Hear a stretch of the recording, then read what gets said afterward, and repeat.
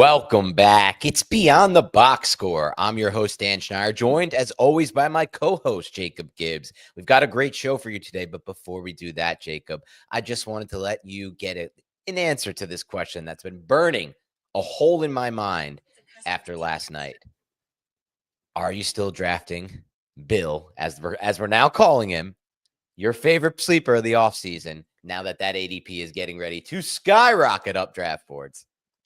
Yeah, I was just writing about Bill. What do you think is too high? I've got him at 108, but I've seen some other analysts ranking him, and they're pushing up into that range. And I'm like, man, I got to be the high guy. I can't be missing out on Bill. No, I think that's about as high as I can go right now, unless like we get Brian Robinson news, then maybe he pushes into the top 100. But fortunately for FFT newsletter readers, Beyond the Box Score listeners, our bill bags are already full, so we don't need to reach at this point. Well, I hope for those listening to the show, you've already drafted. And by the way, Bill Ja'Cory Krosky-Moret, that's what we're calling him. That's what they're calling him. Hopefully, listeners have already drafted him on their dynasty teams. Hopefully, our advice helped you stash him at a really, really cheap price in your dynasty leagues. Now, as far as redraft goes, Jacob, I am okay with where you have him ranked. I actually have him ranked a little bit lower. I thought Rodriguez looked pretty good, to be honest with you, in that system as well. And I think Brian Robinson will be moved. I think they have a clear mindset for what they want. It goes back to my time watching Cliff first come to the NFL with the Cardinals when he used Chase Edmonds in such a pronounced role there and really defined what you want out of that system. And watching that one run where they had three pullers, I was just like, dude, one thing he doesn't get enough credit for, Cliff, is how he operates and how he designs his run game. I want to give him credit for that. I have at times bashed him, but today's show isn't about Bill, our favorite sleeper pick of the offseason. Today's show is about how to draft league-winning teams from any pick in the draft. And I think that's important to listeners. We do a pick-by-pick series, Jacob. You're a part of that on the site. But a lot of people ask me, like, oh, I have the 6th pick. What do I do? I have the 8th pick. What do I do? So hopefully this show is that blueprint for some people and how they can build out their teams. At very least, Jacob, I hope they go into their drafts more confident. So where are we starting today? Yeah, let's just start, and we'll put timestamps on this. So when you revisit this, you can jump in wherever, based off where you pick. I think it'll be good discussion throughout, just to give people some player advice and some team building strategy advice. We'll start at the top. So if you got one of the first 4 picks, all of this is going to be done through 12-team league parameters. But I think that there will be takeaways here for you, whether you're in 14 team leagues or whatever. So we'll start at the top, and if you have one of the first 4 picks, how I have it ranked is Jamar Chase, CeeDee Lamb, Bijan Robinson, and Saquon Barkley, with Jahmyr Gibbs being 5th. I think that top 5 you can put in any order. I was in a league where I took Bijan first. Bijan. How are you supposed to say it? No, I'm so sorry. We're supposed to say it as Bijan Robinson. Bijan. I think we've always said, wait, Bijan. No, that's what we always said. I know. Robinson. No, it's not Bijan Robinson. I think it's Bijan. I think it's Bijan Robinson. Here's the thing with this. I've used this. I've said this before, but one of my good friends, quick joke. One of my good friends, Joe Matta, for my whole life, I knew him since I was a kid. Elementary school. My whole life, we called him Joe. He comes back from college. Actually, I never liked being called Joe. I want to be called Joseph or Joey. No, we're calling you Bijan Robinson, and you're going to have to deal with that, okay? Bijan. Yes. That's not right. Bijan. I don't even know. I would take Jamar first in most situations, but when you're drafting from this one spot, I think they're all interchangeable, whoever you like, but also it's important to look into round 2 and 3 and think about where you're going to do there. I'm totally fine with like letting that influence how you take this first spot, because I really do think the top 5 are very, very similar types of bets. And when you get into that, round 2, 3 turn range, I do think there's a little bit more distinction between the players and the types of bets they'd be placing. Specifically, I'm a little bit worried about what will happen at the wide receiver position as you get into that back end of round 2. Sure. If Drake London, if all these guys are pushing up the board and are gone, it's possible you'll be looking at like Ladd McConkey as the only receiver that I'm even comfortable with in that range, and I have him ranked 24th for reference. So he's not somebody I'm like ecstatic to land there. There are other plays I like more than him. So I've got I'm going to share my screen. I've got the FFT newsletter. This will get sent out either today after this podcast or tomorrow, depending on the timing. And I go through pick by pick, round by round for each draft slot, and I found this range to be really interesting as you get into the second and third round here. So I've Yep. got rules for this range. You have to draft at least one receiver if you did not draft a receiver at the top. So if you So you're have one of the talking first, about the round. Just let me be clear about this. Mhm. Per your rules of how to draft best, you're talking about if you go running back round 1, that's the Right? round. Okay. Okay. Yeah, if you don't take a receiver in the top four, you absolutely have to take one here. And like I said, if all of these guys are gone, Drake Glennon, Brian Thomas Jr., Monroe St. Brown, Malik Neighbors, AJ Brown, if they're all gone, then you're left with Lad McConkey. So if Right. unless you want to reach for Jackson Smith and Jigba, but we've talked about that at length. That's a very risky pick.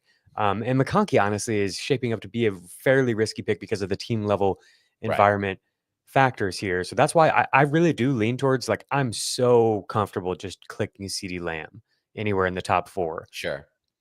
And I think Jamar Chase is a great pick as well. So do your best to draft at least one receiver in this range. Even if you did take a receiver early, I think adding a second one here is really good. And we'll get into why as we move through the different ranges. And then this is a true rule that you need to follow. Don't attempt to navigate this range and beyond without listening to I the episode of Beyond the Box Score that I did with love that Ryan rule. Heath. That's like using history and math to look at where we can find league winners. Mm. Subconsciously, that influences a lot of how I'm setting up the parameters for how we navigate these rounds.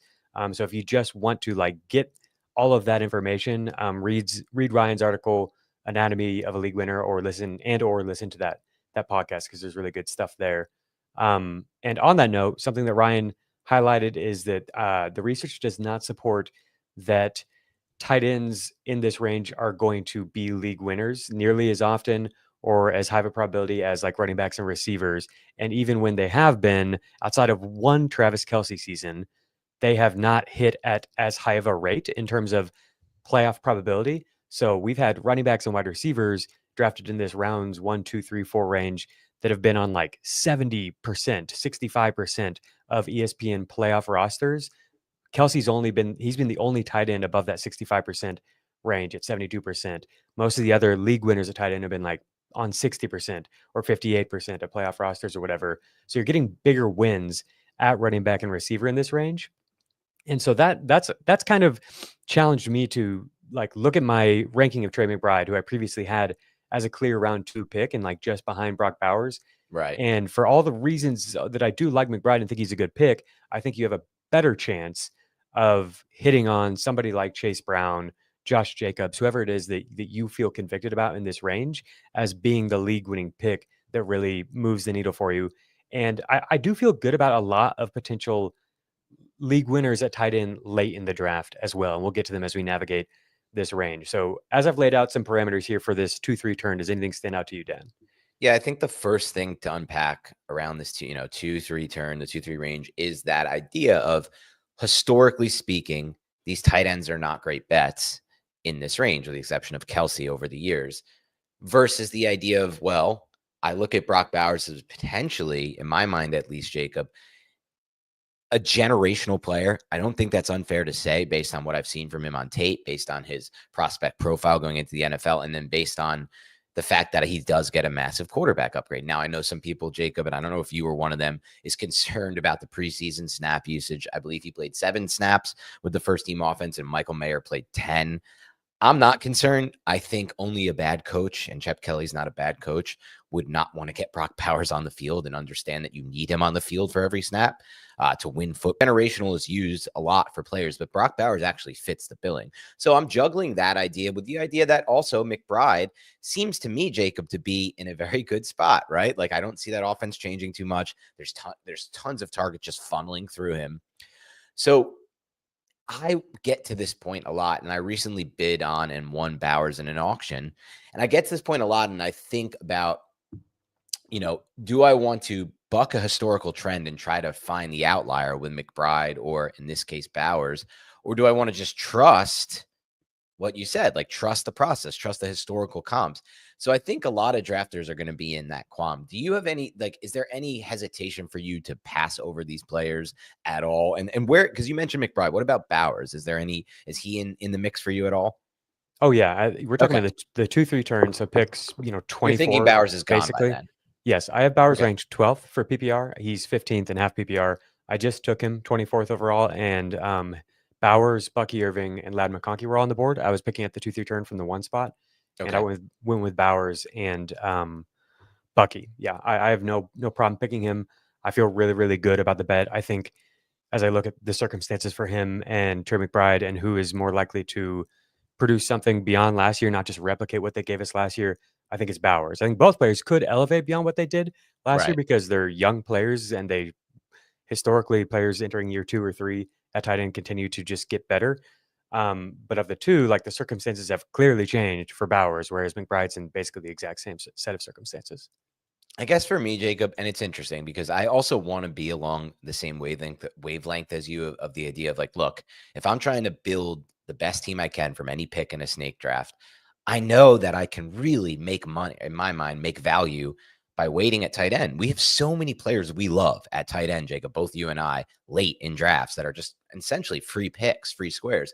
While at the same time, I get to that point that you've discussed, and that's the interesting part for me, the inflection point, where all the receivers that are off the board, I don't like what's left. I don't want to dig. I don't want to dip into McConkey before I go McBride or Bowers personally. Now, there are running backs that I like in that range. And that kind of leads me to the next question I have for you. You said, oh, you don't want to leave this range without a receiver, the round 2, 3 range. What if you, and that's the problem, right? With going running back round 1, you're going to most likely like running back with your round 2 pick, I think, unless you go one of these 2 tight ends. Then you get to round 3 and you're still probably going to want to prefer running back over what's left. Is that really the reason why you prefer wide receiver round 1? Because that 3 range where it's like, all right, at this point, I'm either reaching on a wide receiver, at least in my rankings, or taking the best player available, which is usually a running back. Yeah, you nailed Okay. it. To be clear, I'm the league I'm talking about is the FFT Open. We're drafting right now. Yep. I had the one spot, and you can't trade in this league. Right. And so I went with Bijan, which thank you, producer Aaron, for clearing that up after I butchered that 15 straight times. I went with Bijan Robinson with the one pick because I didn't want to get locked out of running back. I didn't Sure. know how the round 2 would go, and there was a chance that Chase Brown and Bucky were both gone. Josh Jacobs was gone, and I was left with somebody like with Jonathan Taylor, who I don't love as a pick there. And so I was like, I'm Right. just going with Bijan, and that way I have at least one guy, and I don't have to try to navigate getting a running back during the season from the waiver wire, which is really hard to do at this point because we're sharper with drafting these backup running backs. And then I broke my rule and went with Bucky Irving over Lad McConkey just because I love Bucky so much and I wanted him in that league. So we'll see how that affects me. It's you only have to start 2 receivers in this league. I think I'll be okay because there are a lot of receivers in the round 6, 7, 8 range that we'll hit on that I like a lot. But the whole reason, the thesis behind like making sure you get a receiver, not only is the positional stuff that you just hit on where we like the round 3, 4 running backs better than receivers.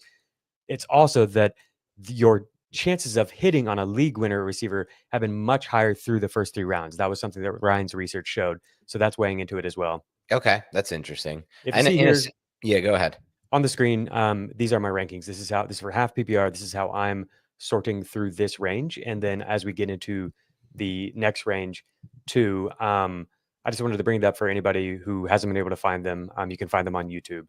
And the last thing to mention, as we navigate the round 2, 3 turn, is that you could take a quarterback. I don't Yep. necessarily love taking a quarterback that early.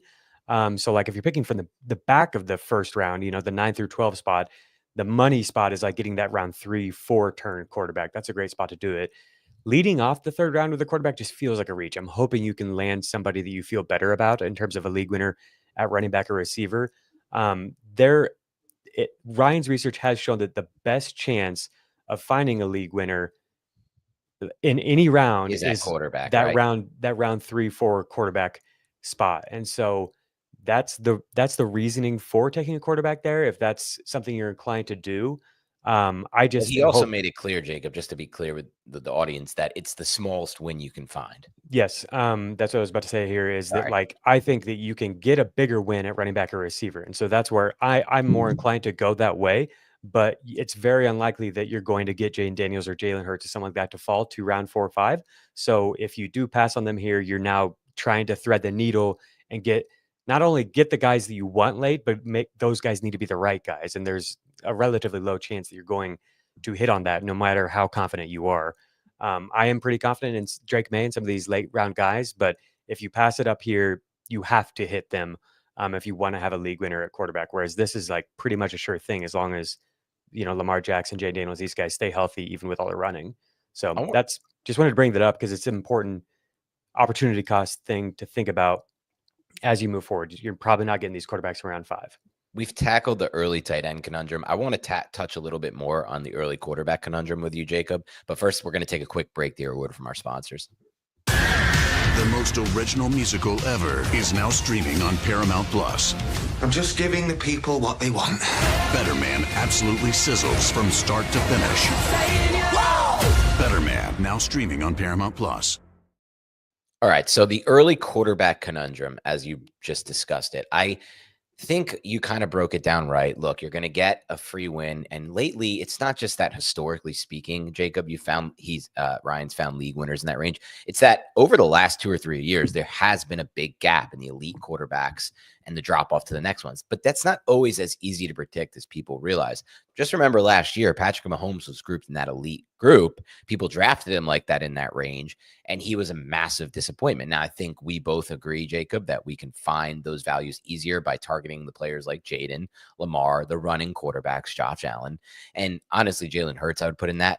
Recently in the FFT Open that I'm in, I drafted from the 8th spot, and I took Saquon Barkley, which to me he's actually my RB1 for this year. So I felt really good about that one. Jacob came back in that second round and kind of said, what we went along the lines of what we went with, Jacob. I needed to get a receiver there, and it was and I just got the last one in my tier. It was Drake London. So Puka went before me, and Sun God went before that. And if I didn't get Drake there, I don't know what I would have done. I probably would have went running back, or Bowers at that point. Came back, got James Cook, but that was the point of the draft where I had to decide: am I going James Cook or Jalen Hurts in the end of round 3? Went with James Cook just because I feel he's very undervalued. I think we're different along those lines, but I've been big on Cook lately. And I think the problem for me, and a lot of drafters, I wonder in the comments, and let us know in the comments if you agree with this. The problem for me is, while I agree with you, you can get a small win by going quarterback there, elite quarterback there. It's not just that there's Drake May at the end of drafts. It's the fact that Jacob, I'll never get off the idea that we have 12 teams in the league, 32 NFL starters on a weekly basis. It doesn't make sense from a game theory standpoint for me to be investing a 3rd round pick at quarterback when I'm giving up the opportunity cost of one of my best chances to find an elite wide receiver or running back that can win me the league. It's hard for me to get off that. And you said, oh, you're taking a chance by, putting all your eggs in basket in Drake May. The way I view it is I'll take Drake May or whoever it may be, and then I'll take another quarterback. And yes, I'm wasting a bench spot on a quarterback there in a 1 QB league, but I'm taking 2 chances to hit a breakout, and I'm dropping the other guy when hopefully one of the 2 breaks out. So that's kind of how I view the position in the 1 quarterback leagues. Yeah, I don't think it's a bad way to think about it. And on the James Cook note, I have him at 37th. So I think where you took him is totally appropriate. I have him above RJ Harvey, who everyone knows that I love. Obviously, I have him above Breece Hall. All right, so let's move forward into the round 4-5 turn. At this point, you should absolutely have a receiver. For my preferences, 2. And depending on what you did at quarterback, then you probably have at least 1 running back here. In the round 4-5 turn, we still have some really elite upside players on the board, some guys that we're very excited about. If I can share my screen here, Aaron. I'm back to the FFT newsletter here. Definitely have some league winners on the board. TreVeyon Henderson is the one who people are the most excited about. I remain steadfast that I think that RJ Harvey is the better pick.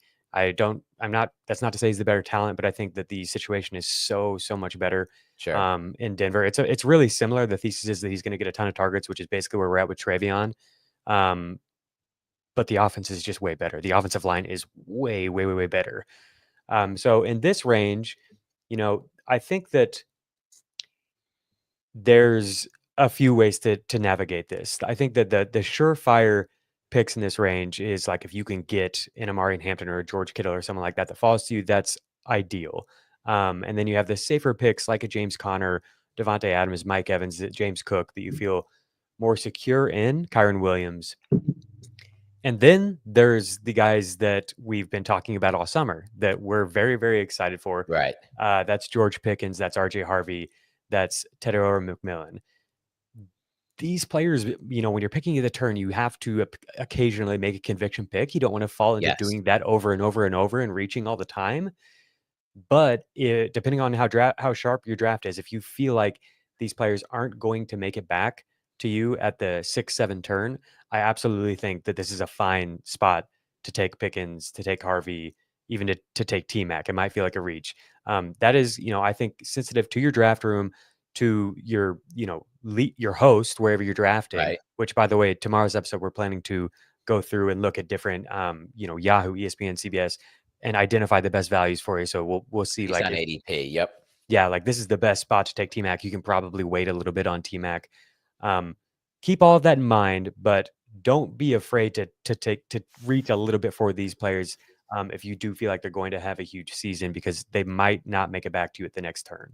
Well, this is where it gets really interesting when it comes to drafting from any position in the draft, and when do you take the guys you have the convictions on. I think ultimately, in general, we're all a little bit too dependent on the ADP. You go into a draft room, it dictates how people draft. And I mean that as a whole, not us specifically or you listening.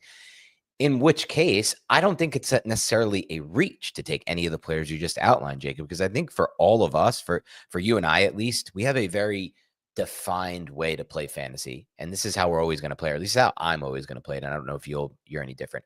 I'm trying to win my league, okay? I'm not trying to grind out a team, make small wins, and maybe get myself to a 4 or 5 seed. And then if things break my way, I can win a league. I'm trying to find the players who will be those players that are top 15 scorers on a weekly basis for that final stretch run of the season. Tet McMillan, RJ Harvey, the players that you brought up there, George Pickens as well, who I think can actually do it all year, are all players that I think can be those league-winning picks. So when I'm looking at that spot, round 4, round 5, it's a big reason why I'm not considering a player like George Kittle, even though I love his early situation until those Niners receivers get healthy. And I really do understand why people are drafting him there. Sam Laporta was, recently a very high-scoring tight end. Last year, he was drafted as the tight end 1. Some people view that as an insane value to get him in round 4 or 5 this year. Not me. Like, that's the thing. So in those spots, the opportunity cost, we talked about it earlier, when you pass on wide receiver in round 1, where are you getting that from? I think when you pass on these league-winning type picks that you have a conviction on in round 4 or 5 range, you're missing out on the chance to have those league winners. Yeah, I'm with you there. I will say though, I think Kittle profiles well as a league winner. Like he pretty much checks all the boxes.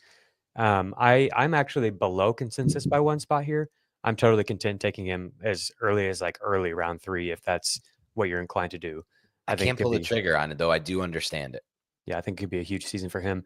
So what I've got here, I did want to make note of this. These are the players that I'm significantly higher on than consensus. This is how I started out the newsletter, and I wanted to make it available to you guys as well. It's just important to note this, because as we go through and look at this round by round, you'll see players popping up and it's you don't need to take them here. This is the range where they should enter your field of vision, and you start thinking about them as you navigate the rest of the draft. Keep an eye on Colston Loveland is the big one. Keep an eye on how the tight end position is being drafted and prioritized in your league, and feel out where you think is the best spot to take him, because I have him 64 spots ahead of consensus, where most of the time you can wait until Tyler Warren leaves the board before you draft Colston Loveland. You don't need to take him in round 7 or wherever I have him ranked. So here's where we're at with the round by round, picking from the top of the order. You should have multiple receivers by now.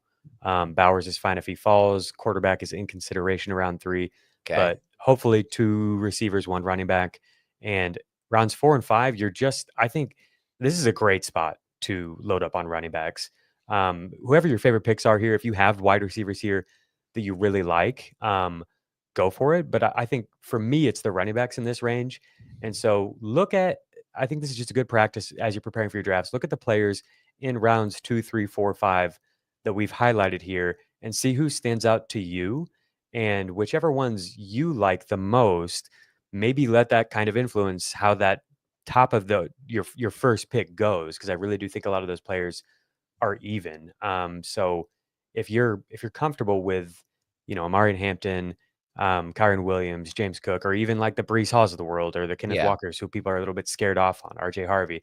If you like all those players and you like, the Bucky Irvings, the Chase Browns in round 2, then like I think you definitely hammer wide receiver early. And don't, second guess it. I think at this point we need to talk about Rashee Rice. And just to be clear, Jacob, Mhm. for those listening, you're talking about when you're picking at the top of the draft, picks Top- 1, 2, 3, or 4. Yes, we're going to go through top of the draft, the middle of the draft, then Yep. back of the draft. Just want to be clear with the listeners. Yep. All right, let's Um, do a Rice discussion, then we'll take a quick break after that. yeah. So I have him at 48th in a half PPR. He would be a little bit higher in full PPR. And that's after the news, by the way, Jacob. You were even higher on him before the news. Yeah, for sure. I want to move him down, honestly. Yeah. I don't like having him this high, but the players who I have immediately behind him are Tyreek Hill, Cortland Sutton, Garrett Wilson, Travis Hunter, Calvin Ridley, Zay Flowers, Terry McLaurin, Isaiah Pacheco. I like some of those players. I don't really feel like any of them, except for maybe Travis Hunter, offer the type of league-winning upside that Rice does. Sure. If I know we're all terrified that Rice could get suspended during the fantasy playoffs, and that would be so detrimental, but anyone could get hurt during that time. You don't have any guarantee that any of these players are going to be healthy. And I think if he's playing, his chances on a per game basis of being a league winner is like way higher than any of the players in this range. Interesting. Which is where I'm at with it. It feels like a really risky pick. It's a full round ahead of consensus, and I think that number will probably continue to drop in terms of the ADP. So that's where I'm at with Rice. What do you think about that? And how do you feel about the guys in this range? Rice has been a really tricky spot for me all offseason for a multitude of reasons. Let's first start with the speculation on this suspension. So ultimately, the idea is, okay, they're going to the September 30th date because the NFL proposed a suspension that Rice and his camp really didn't like. My guess is it was half a season, 8 games. That would have been weeks 1 through 8. If they go to the September 30th date, like I think it ends up being 6 games at that point. But the question is, when does that 6 game start? And we don't know that. Now, there's one other option I don't think is being discussed enough, Jacob, and it's they come to an agreement well before the season starts. There's still another couple weeks before, almost 3 weeks before the first game. So with that in mind, if they come to it, my guess is NFL proposes 8, Rice's camp wants 4, they end up on 6, and that would start week 1, and then he'd be back fine for the fantasy playoffs. Either way, if it ends up being 6, which I ultimately am guessing now it will be, and this is again just speculation, I'm not as comfortable drafting him in this range. I haven't been comfortable on Rice for a while. I do think his role as a power slot is awesome in that offense, but I also think, Jacob, there are components about this offense that just weren't in place last year. I brought this up the last time we discussed Rice. One, I think Xavier Worthy can play a multitude of roles in this offense that he wasn't able to play last season for the most part. And that's just due to the Chiefs offense is insanely complicated to pick up. And he was new to the NFL. He's an amazing player, man. I love this tape at Texas. I'm really high on him. I ultimately think he's a better player than Rashee Rice. And I think we're going to see a breakout from him. And I know you've been low on Worthy. I'm very high on Worthy. I had him ranked above Rice before any of this news. So it's just how I'm viewing the player. It's been fun for me to talk to Chiefs fans because every one that I've talked to is like, why is Xavier Worthy ranked so high in fantasy this year? And I've been like, I do not know, because he's a second-year guy and he's fast. So why do you think it? Why do you and Chiefs fans not think it's a good ranking? Because we watch the guy and like he does not make plays. I don't want to like disparage a player, but like he so often is not on the same page with Mahomes. It felt like when it worked the best for Worthy, it was as the deep threat. When they tried to run the crosses and stuff like that, it was almost always like maybe this improves in year 2. I know that we both were like cautiously optimistic that he could be more than just the deep threat, but it was just like a situational awareness thing. And then it's just like when you watch the team last year, he wasn't a big part of what was happening. Like it just felt like they tried to force it to him, and that was why he started to get more stuff. But like before the Rice injury, it felt like, man, this is not going well, and it wouldn't surprise me if they just kind of go away from him a little bit. And now that everybody's back and healthy, I just would be really surprised if he is a focal point. He was not targeted at a high rate last year outside of like when they forced screens and stuff like that to him. and I don't really see a reason why that would happen this year outside of the time when Rice is suspended. It's just, I mean, he's going really high. Like, he's going as like one of the best, like 15 or 20 receivers in the league. And that shocks people because the passing game, the deep passing has been broken, and he didn't strike anyone here as like that type of a talent, I think would be the sentiment. It's interesting because I think for me, why I'm higher on him than that sentiment is, one, I expect a big jump from the Chiefs passing game in general, and I expect a big jump from Mahomes in the deep passing game. I look at kind of the Super Bowl against the Eagles, and I'm like, he was basically the only thing that was working for the passing game in that Super Bowl from my evaluation of what I saw. He finished the season with 9, 11, and 11 targets over his last 3 games, obviously not including Week 18 when nobody played. I just felt like that was a good sign. I feel like with a player like Worthy, he evolved as the season goes. And just let's think about Rice, Jacob. I'll use this as the counter argument. This will be my counter. Rice year 1 to Rice year 2 in this Chiefs offense, such an expanded role, such a different usage for him, and in a lot of ways a big jump. And I feel like Worthy, to me at least, was a better prospect than Rice coming out. I know you may say it, and it's fine. He could have looked lost at times. There were miscommunication with Mahomes. I went back and looked at some of that. Some of that was just Mahomes missing passes to Worthy, who was open, who got himself open. So maybe it is more of a Jameson Williams type bet, and I'm going to be wrong on this because I'm not high on Jameson Williams. But 6 games without Rice, probably, right? It just seems to me like he's going to be used in a better role this year. I still have my concerns about if Kelsey comes back healthy, and we don't have to belabor this. We'll end it on this. If Kelsey comes back healthy, what does that mean for Rashee Rice and his role? I think this is all interesting, and unless we have a strict out on time today, I think it's worth exploring too. Because No, we can go. We can, yeah, go ahead. Worthy and Rice are 2 really contentious players, and they're tough. Tough ranks. Yeah, tough to make up your mind on. So to the year 2 point, in terms of like how Rice changed from year 1 to year 2 and the role was expanded, he thrived in the role that was expanding as the year went along. Year 1, Worthy didn't. Like, he had big touchdown at the end of the Super Bowl against the backups, and he had no game above 80 yards during the regular season. Rice was like looking like a monster at the end of his rookie season. So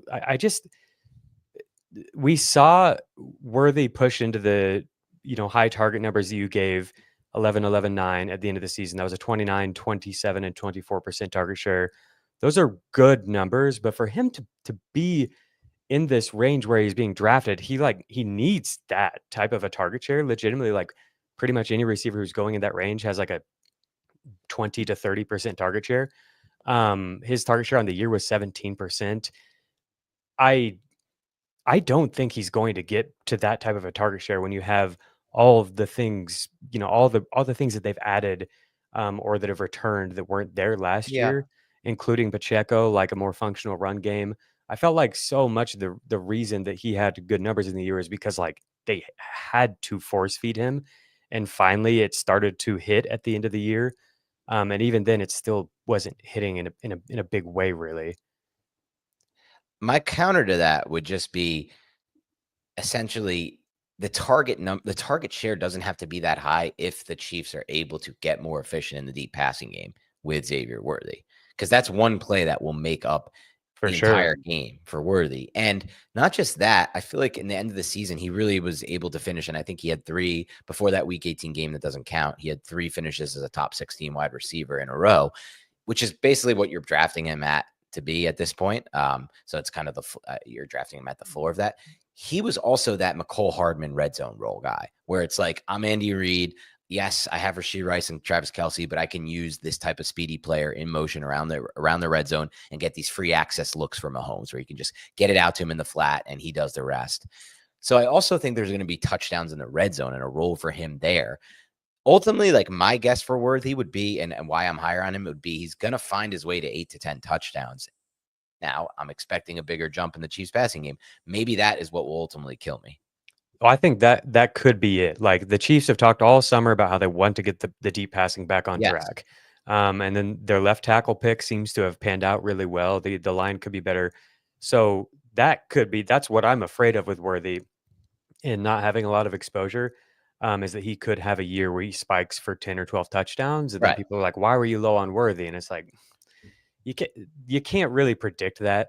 I mean, you could take a shot on it if you Right. think it's a good price to do that, but I don't feel comfortable just betting. It's a leap of faith, and Patrick Mahomes, if anybody, probably warrants it. But man, the last 2 years objectively have been horrible when it comes to Patrick Mahomes' deep ball accuracy, They have been. including throws from a clean pocket. So maybe the offensive line, fixes things and this emphasis on deep passing comes to fruition. But like, I kind of need to see it before I believe it. And Rashee Rice, I know exactly what the role is, and I know for a fact that Andy Reid can dial that stuff up all day long. I hear you, but I also think like the idea of and it's a great conversation because I think maybe my argument is a little bit more field based, is a little bit more projecting forward for Mahomes and this pass game. But I also think like Worthy scored 9 touchdowns last year. You talked about 10 to 12 being a spike for him. He scored 9 touchdowns as a rookie, not knowing an Andy Reid offense and kind of just out there for the first half of the season, at least like look to me, not playing fast because nobody plays fast as a rookie wide receiver in an Andy Reid offense. He's going to play much faster this year because he knows the system and he knows where to be. That's my biggest reason for liking Worthy. So 9 touchdowns, 6 receiving, 3 rushing. I don't think the rushing are going to go away. I think we'll get at least 1 or 2 or 3 rushing touchdowns from him. And I don't think it's that hard for me to at least to envision some of those quick access throws in the red zone for touchdowns and then long touchdowns. And if I could get to 10 double-digit touchdowns with Worthy, which I think is certainly in play, at that point, I don't need much to return value on the ADP. I don't need a big target share. I don't need a lot of targets. I don't need a lot of yards. Though some of the times I will get a lot of yards because he's going to hit that 65-yarder or whatever it may be. Yeah, he could definitely connect on more. There were several plays he could have had touchdowns last year. Right. And he already scored 9 despite it. So it's an interesting look, I don't want to be the guy. Trust me, I'm with you, Jacob. I like to bank on target share. I like to bank on the stuff that we know is repeatable. But sometimes there's just these touchdown makers. I think he could easily be one of these touchdown makers. And I also think ultimately in the red zone, that's where I'm most excited about him because just the way that Andy Reid's used McCole Hardman and players like that over the years. Totally valid. Let's get a break and get back on track. Take a break and we'll get back. Yeah. Sometimes we got to have these breakout conversations because they're fun to have. But we'll take a break and then we'll get right back into how to draft from any spot in the draft. What's he like? The happy-faced killer? You mean my dad? Be glad you never have to know. You think that you're so much better than me. You're just like your old man. I am not like you at all. It's truly unbelievable, Jacob. Aaron travels the world. Welcome back, Aaron. Aaron travels the world, goes to Europe, comes back, and plays another happy face killer ad. I mean, come on, Aaron. Come on. Awesome. Did you know that Aaron has his own podcast that's also beyond? I can't remember exactly what it is, but he has 2 podcasts. He's such a humble guy. He didn't even tell producer Aaron we're talking about. He's such a humble guy. He didn't even tell us about that. I want to check out your podcast, Aaron. Put it in the private chat. Let's talk. Beyond the Boxscore, beyond something else, beyond hoops or something. I don't remember exactly what it was. I got to get more into hoops as a Knicks fan. Heck yeah. It's a good time to be a Knicks fan. Go on.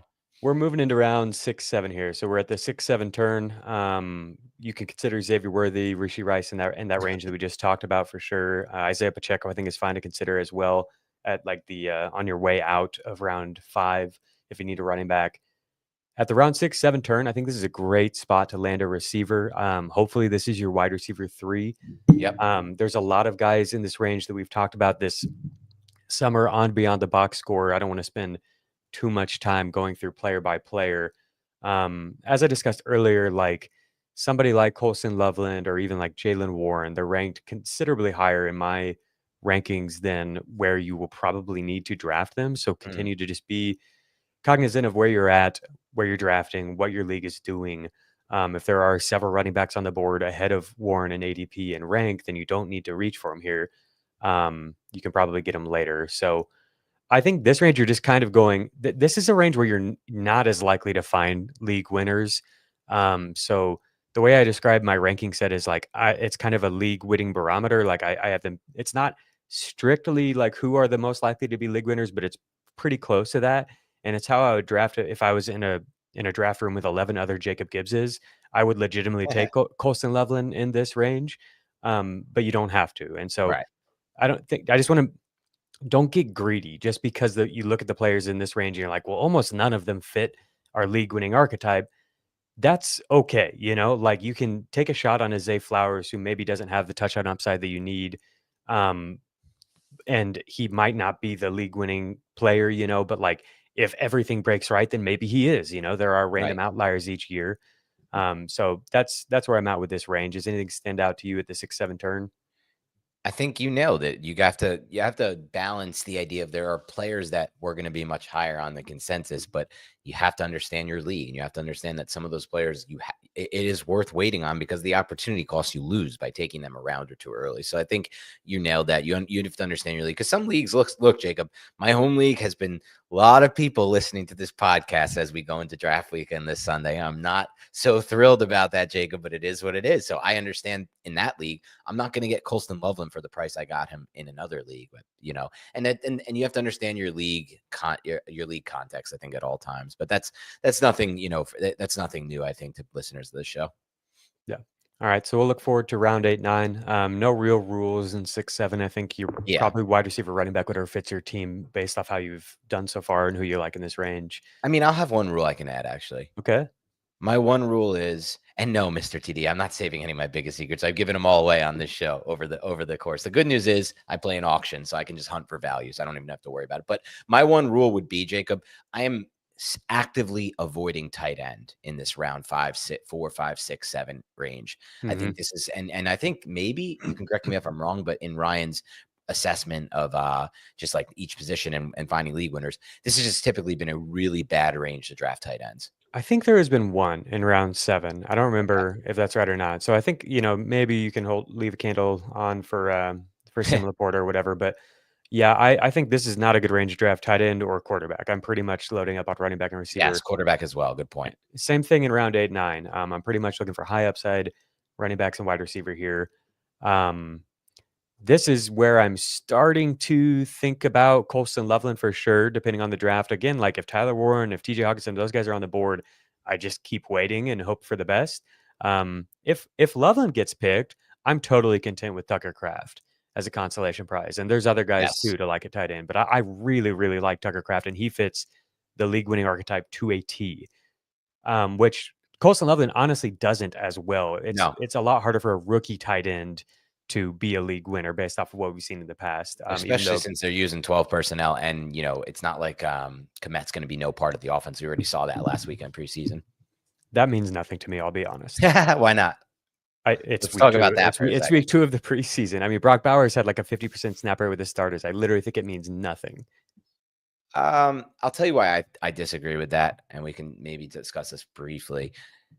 So if you're the Bears and you have all these options at wide receiver, you're not always going to run 12 personnel. You're going to mix in 11 personnel a good amount. I think the Bears will probably lead with 11 personnel. If you're the Raiders and your options are Tucker and Thornton, who ran a horrific route on that Geno Smith long ball. If I'm a coach and I see that, him looking up for the ball for like 8 yards and then it's overthrown, quote unquote, by Geno, even though it's a perfectly thrown pass and he just has to put his head down and run under it, I want to use 12 personnel because I don't trust my receivers. So I think that could impact us. Like, I think there will be some 11 personnel packages with Kmet on the field over Loveland.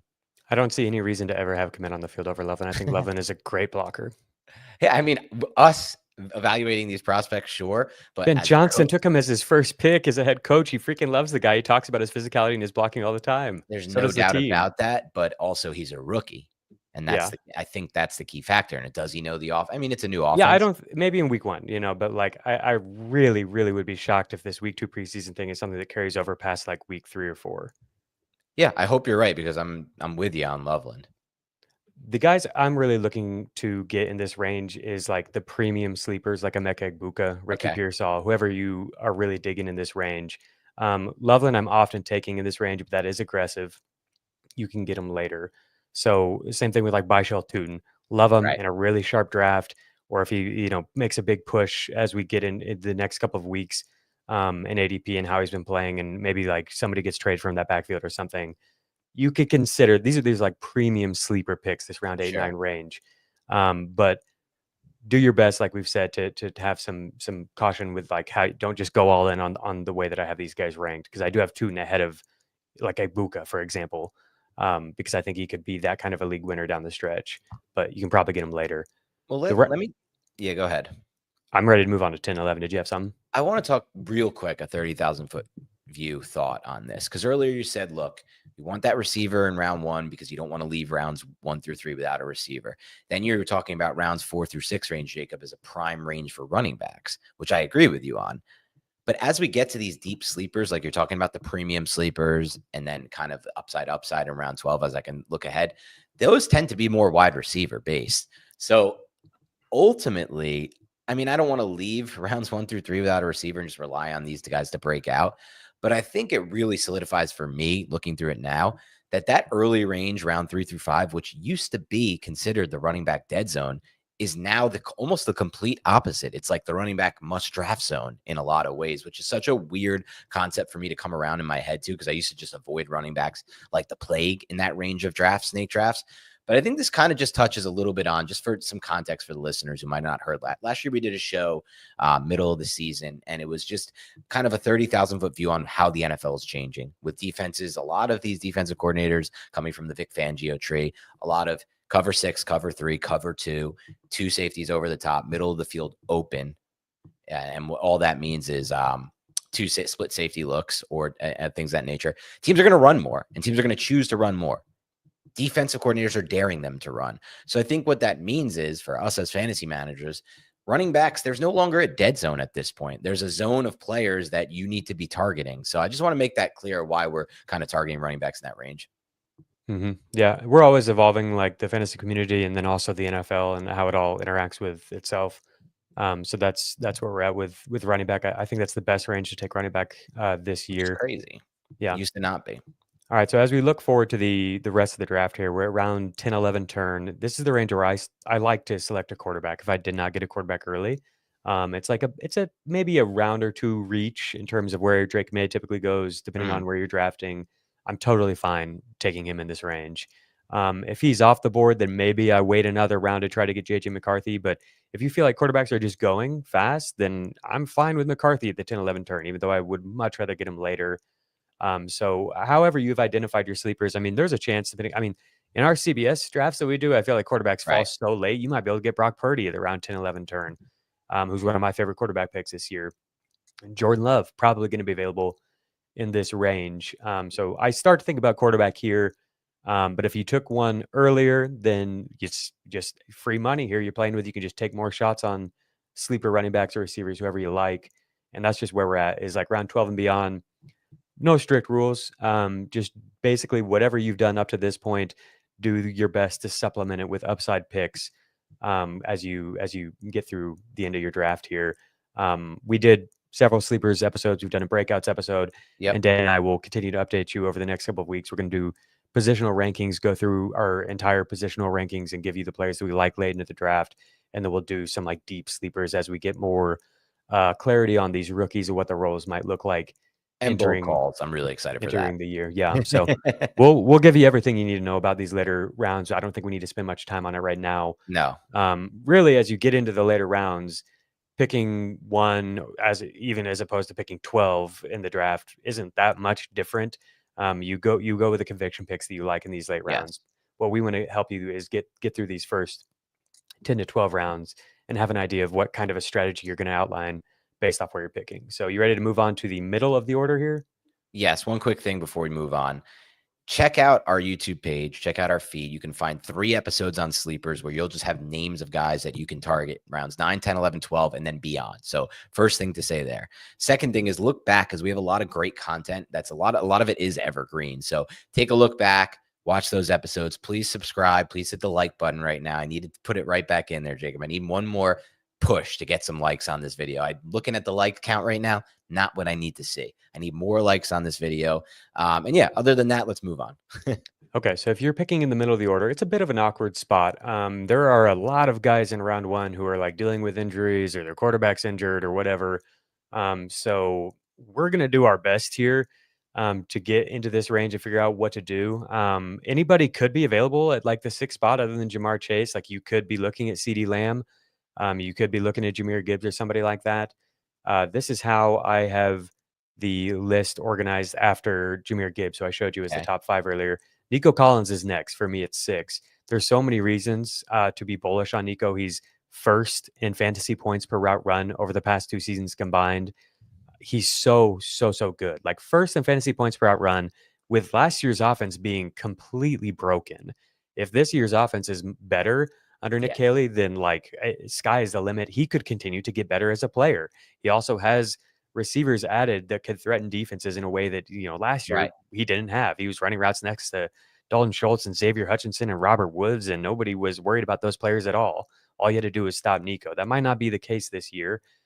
There's so many reasons to be bullish on him. And if you're worried about the hamstring, are you worried about Justin Jefferson's hamstring? Are you worried about Devon Achane? Are you worried about Puka Nacua with Matthew Stafford, Christian McCaffrey, always an injury risk? Neighbor's toe and shoulder. And everybody in this range. Everyone's an injury risk. Let's keep that clear. And so I'm just saying, like, give me the guy who has the most upside, has been the highest scorer on a per route basis over the past 2 years. Give me Nico I think Collins. outside of Lamb, Jacob, and that includes Jefferson, who I also have ranked after Nico, it is clear to me that Nico Collins is the best bet to be the wide receiver 1 and overall fantasy number 1 scorer in and this assumes McCaffrey, because I still think he's the best bet to be the number 1 scorer, but out of all the wide receivers. And you broke it down best, but I think a big factor in it too is look at Houston's schedule. It is really, really easy for quarterbacks and wide receivers. One of the easiest in the NFL, behind like the Niners and the Cardinals. Love that. All right. So there's receivers and running backs in this range. I think, like we talked about, I think as you look at like the rounds 2 through 4 range and who you like, it's okay to let that dictate your pick. Because I, again, think most of the guys in this top 11 are pretty similar, with Christian McCaffrey being my 11th and Ashton Jeanty being 10th. This is for half PPR. For full PPR, CMC bumps ahead of Jeanty. And you're comfortable with Achane? That's my first question. I am. Yeah. People are not loving that. I know we had an injury analyst today say that he might miss the first 3 weeks. So if you want to bump him out of the top 12, that's totally fine with me. I got no idea, but if like what his health is going to be like, but it's it's kind of like the Nico bet where it's like, he's been so good. There are so many paths to him being one of the most, if not just the single most productive fantasy player in the league. Right. But there's also reasons to be worried. So totally comfortable moving him down, and you might be able to get him around 2. You really might. If at this point you will, if people get worried about this injury, if you're picking like 8th or something, maybe just go with Puka or Jeanty or CMC or whoever you're comfortable with, and see if you can get Devon Achane around 2. That's another thing just to keep a note, just a side quick note. If you're drafting in these online leagues, keep in mind that these players like Achane with any kind of injury designation, it scares off your league from drafting these players. Just that's going to be a good source to get value. Just if you see that stupid tag, and sometimes it's meaningless. Like in Achane's case, I don't know if that's the case. He may play week 1, and the same thing will be for players like Jefferson and who have that tag as well next to them. In round 2, if you did not get a receiver, you need to get a receiver. Yeah. We talked about this already, but like maybe you fast forwarded to this point and didn't listen to the picks 1 through 4 discussion. As I look at the board, I think the chances of landing a league-winning receiver based off the archetypes that Ryan Heath has laid out in his research, and also just how these guys project and profile for me, there's a clear drop-off after A.J. Brown leaves the board. And so I don't think you need to take A.J. Brown in this range, but I don't think he's going to be available to you in round 3, most likely. So you're probably looking at Ladd McConkey as the best bet, and McConkey might not even be there either. And so I really want to take a receiver in this range if I didn't get one in round 1. Drake London most of the time is there. Go ahead. I don't think he's as sexy of a pick as these year 2 receivers. But as we've laid out multiple times, you can find it on my Twitter. You can find it in previous Beyond Boxscore episodes. He fits the archetype perfectly. He is clearly, I think, the most likely to be a league-winning wide receiver of the guys in this range. My only pushback to you, and I agree with you, I'm very high on Drake London. I took him in the FFT draft, the FFT Open draft. I had Jacob the 9th pick, and I went with running back in round 1, and then I took Drake London. At that point, Jacob, it dried up faster than I think we're projecting here for these mid-round picks, because it went Puka, Amon-Ra St. Brown, Puka, and then I took Drake London. What was left after that for whoever took, let's say, had the 8th pick, the 7th pick, or the 6th pick at wide receiver was McConkey and down. I mean, not even A.J. Brown was available. So what are your thoughts on that? if it does go receiver heavy at the end of, and I think it could potentially do that because Achane wasn't drafted. Some of these injury risks at running back were not drafted. I'm a little confused on what you're asking. I think you need to take a receiver in round 2 for this reason. Is that what you're saying? No, what I'm saying is if you're drafting in this middle range, and we get to our point, because I think both you and I do have a clear tier break after London and AJ Brown when it comes to McConkey and down. Are you still drafting McConkey in this range or any receiver down at that point? Because I think that is going to hit a lot of our listeners are going to be in this spot if they have one of those mid first round picks. You're saying if you get back to your second round pick and you went running back round 1. McConkey is the best receiver on the board. Yes. No, I wouldn't take him. Right. So this is the problem with this idea. I think a lot of people are going to be stuck in this spot where they went running back round 1. And then round 2, they were hoping to get London, and London's just gone because London's moving up boards, and AJ Brown is just gone at that point. It's McConkey or better at that point. So ultimately, like if I'm drafting this middle range, it kind of depends how the board falls, but I might push up some of those players, Nico, like you mentioned, or Justin Jefferson, over even like, let's say I don't want to say a Bijan Robinson, but maybe a Gibbs or any of the backs after that. Yeah. I'm hard pressed to believe that all of the top 10 will be gone, but if they are, that's fine with me because that means then you're getting like Derrick Henry or Christian McCaffrey or something like that, or Achane or whatever in the second round. Just give me that. That's fine. I think you're going running back though. Yeah, I think we can figure out receiver along the way. I don't want to do that. I know that we've said like wide receiver, you've got to do it. But if everybody is doing it, you just do the best that you can. You have to adjust to what's happening in your draft for sure. Maybe it's Brock Bowers. That probably means that Brock Bowers is available. Right. I think that's when that comes into play. Brock Bowers was on the board, by the way. Yeah, and that's totally fine with me. I think we could find receivers that we like along the way. That sucks to miss out on the top flight wide receiver breakout guys here. And maybe that is incentive to just pull the trigger on Nico Collins or somebody in round 1. But I do think that, in drafts, still, you'll see Nico Collins in round 2 sometimes. You'll see Devon Achane in round 2. You'll see Drake London in round 2. Yeah. We have to remember that we're all in our bubble of doing these industry drafts over and over again, and the home leagues are very different. Those are all players who I have in my top 13 for half PPR, top 12 for full PPR. And if you can get those guys in round 2, that's such a nice way to start a draft. Yeah. Okay, so round 3, we're in the middle of round 3. Hopefully have at least one wide receiver, maybe had to go running back, tight end, or running back or something. Depending on what you did and how the board looks, you adjust accordingly. This is, like we've outlined, a good spot to take quarterbacks.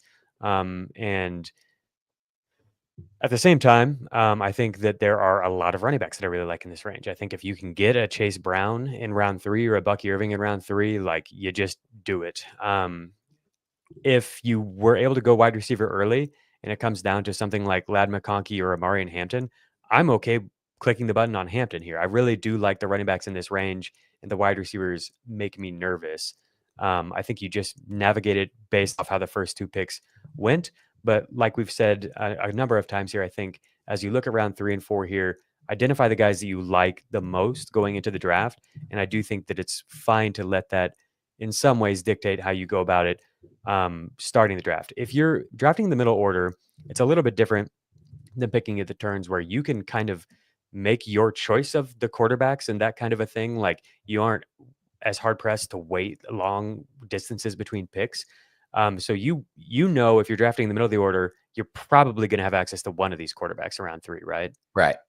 And I think that's important to identify. If you are comfortable with all 4 of them, you feel good about the research that Ryan has done, you feel good about these guys being mobile quarterbacks in the prime of their career and really good offenses, and you are going to take a quarterback in this range, that's just an important thing to know as you enter the draft. Like that's a little bit different than the other spots where you think that maybe you can get one there, but you're not quite as confident. I think that's going to be a dilemma a lot for this mid-range draft.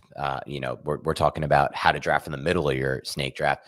Which, by the way, to me, Jacob, kind of feels like the worst spot to draft in this year. I would agree. Yeah. Yeah. Which sucks because typically speaking, and I don't do a lot of snake drafts besides the work ones. I'm a big believer in auction over snake. But typically speaking, I like to draft in the middle because you can avoid position runs and you don't have to reach when you're drafting on the ends of drafts. But this year, I don't like it. But I think you're going to get to that 3rd round spot with a big dilemma, and you will, in a lot of situations, want to take the elite quarterback because you mentioned Chase Brown, Bucky. The ones I've been in, Jacob, they're off the board by that point. in middle of round 3. So you're really drawn thin at that point. Yeah, I think they are off the board most of the time. But there's a decent chance that one of the Bucky, Josh Jacobs, Chase Brown, Jonathan Taylor might make it to you in the middle.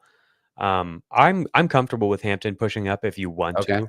I don't take him. I don't have him that high. I'm also comfortable with George Kittle. It's up to, like, if you really like one of those players, like even T. Higgins, who we haven't talked about very much. T. Higgins' profile is exactly as a league-winning wide receiver. The only reason that I think we're nervous about it is because he freaking misses games every single year. But on a per-game basis, he's probably going to offer you that. As we outlined a couple podcasts ago in reference to Rashee Rice, both Nico Collins and Cooper Kupp hit the parameters for league-winning receivers last year. They were on at least 55% of ESPN playoff rosters last year. Both of them missed 5-6 games. It was just that they were so good on a per-game basis, and you could fill in for them when they're gone. So if they weren't drafted around 3, to be clear, though. They were around 4 or 5 guys. T. Higgins, this is a little bit early for a player with this amount of risk, but there's also the upside that this is the year where he gets lucky with the injury stuff and doesn't miss that many games. Any of these guys you're comfortable with pushing above the quarterbacks, I won't blame you. You might be able to get one of the quarterbacks around 4. Possibly, depending on your league. Yeah, because some leagues do let it fall. I want to make one amendment because you mentioned this with Cincinnati and T. Higgins. I said on our show, Jacob, a week or 2 ago, maybe last week, that I do have this overarching feeling that we may be overvaluing some of Cincinnati Bengals for fantasy because it's so hard for me to imagine them playing with the kind of game script they played with last year, because they were just, the defense was 31st in DVOA. It was every week they're just bang, bang, bang, pushing the ball, which led to a lot of receiving stats. I want to change that opinion, Jacob. After watching them try to fit the run last night against the Commanders, this defense is not better. They can't fit the run, and that is like the most basic of basic stuff, the Bengals defense. So I take back everything I said. We're looking for more. It's going to be more shootouts. I'm totally fine with drafting all the Bengals you want. The Bengals and the Lions are a fun corollary to me because both teams just went nuts. We're just a fantasy bonanza for us last year, and they're both being drafted as if they'll do that again. I think, why wouldn't the Bengals just do it again? The recipe is literally the exact same. Whereas the Lions, people are like, I can't believe you have all the Lions on your bust list. And it's like, we're just drafting them like it's last year. We're drafting them like Ben Johnson didn't leave. I don't understand. Ben Johnson didn't leave. Touchdown regression. Frank the defense Ragnow is going to be better. The best center in football didn't retire. He did retire, Frank Ragnow. They're now moving a guard to center in Glass now. They have 2 new guards because of it, right? So this is a massive situation that no one's discussing. Their offensive line losing one. I won't say the best center in football. Creed Humphrey's the best center in football. One of the best centers in football and the best run blocking center in football. Moving a guard to center, never a great sign. 2 new guards. They lost their other starting guard, right? Zeitler's gone now. He went to, I forgot where Zeitler went this offseason, somewhere interesting. And I love Kevin Zeitler, one of the most underrated offensive linemen over the last decade. With that said, the final thing of that, Jacob, is also the fact that they're not playing as many dome games. I don't love that. Their schedule is more difficult. And then lastly speaking, there's a reason the Bengals were in so many shootouts last year, Jacob, because their defense actually stunk and still stunk based on the talent. The Lions lost Aiden Hutchinson. They lost, why am I blanking on his name there? Reader, the unbelievable interior defensive lineman. All these dudes are coming back. They're so much healthier on defense. Legitimately speaking, they're going to be a much better defense this year because they're healthier. The Bengals may not be a better defense because they don't have the talent to do it. So that's our reason for being lower than consensus on Lions, while still keeping the Bengals up there. And yes, thank you, Elias. Zeitler is now protecting Cam Ward on the Titans. Yeah, dude, Titans low-key might have a good line. The Titans low-key might be good for fantasy. Titans have some underrated guys. Okay, if you want T. Higgins and the exact recipe that we just gave, but you want to feel, a little bit more confident in the injury risk, and you don't want to spend a round 3 draft price on him, George Pickens. Oh, our boy. George Pickens, round 4, round 5. Not exactly the same player, a little bit smaller than T. Higgins, but I do think better after the catch. Pretty similar to George Pickens. If you look at their years 2 and 3 data, 21.5% target per route run rate and 2.08 yards per route run for T. Higgins. For Pickens, those numbers are 21.5% and 2.10. Both of them with over 2,000 combined yards in years 2 and 3. Really, really pretty similar players in terms of the way that they score their points. and being, the wide receiver 2 in an offense that's expected to pass a ton and has a wide receiver 1 that scares the pants off of opposing defenses, and they are probably going to benefit from that. I think it's a reach, I guess, to take him in round 4. But if he's a conviction pick for you, like he is for me, and I'm drafting in a league of 11 Jacob Gibbses, I'm taking him in round 4. I want him there. I think that's kind of where I'm at as well. So look, I said earlier this offseason, George Pickens is the most mispriced player in fantasy. I have him ranked considerably higher than consensus in ADP. I think round 4 is perfectly fine for him. I think you made the case perfectly there. Why is he not just an arbitrage play on T. Higgins? And in a lot of ways, a healthier version of T. Higgins, somebody who doesn't actually miss games like T. Higgins does. In addition to all that, I actually think, looking at the data, reception perception, if you've looked at Matt Harmon's work, Pickens may be a more complete receiver than T. Higgins. To be quite frank, he might be a better receiver than Higgins. So all that, in addition to the Dallas Cowboys secondary is a mess. They could be in some great game script. So will the Bengals be. That's fine. And Dak Prescott's back.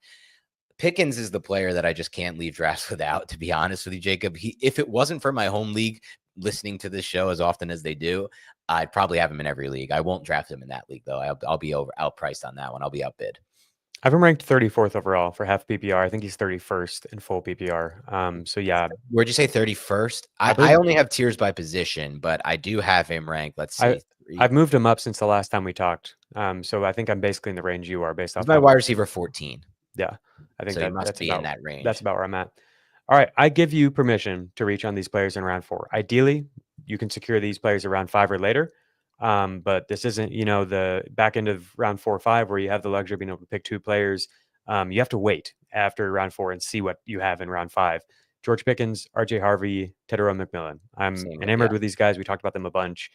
Hopefully you can get them around 5. But if you want to try to get 2 out of the 3, the only way to do that is to get 1 round 4, 1 in round 5. I don't think you can get them in round 6, depending on how casual of a league you're drafting in.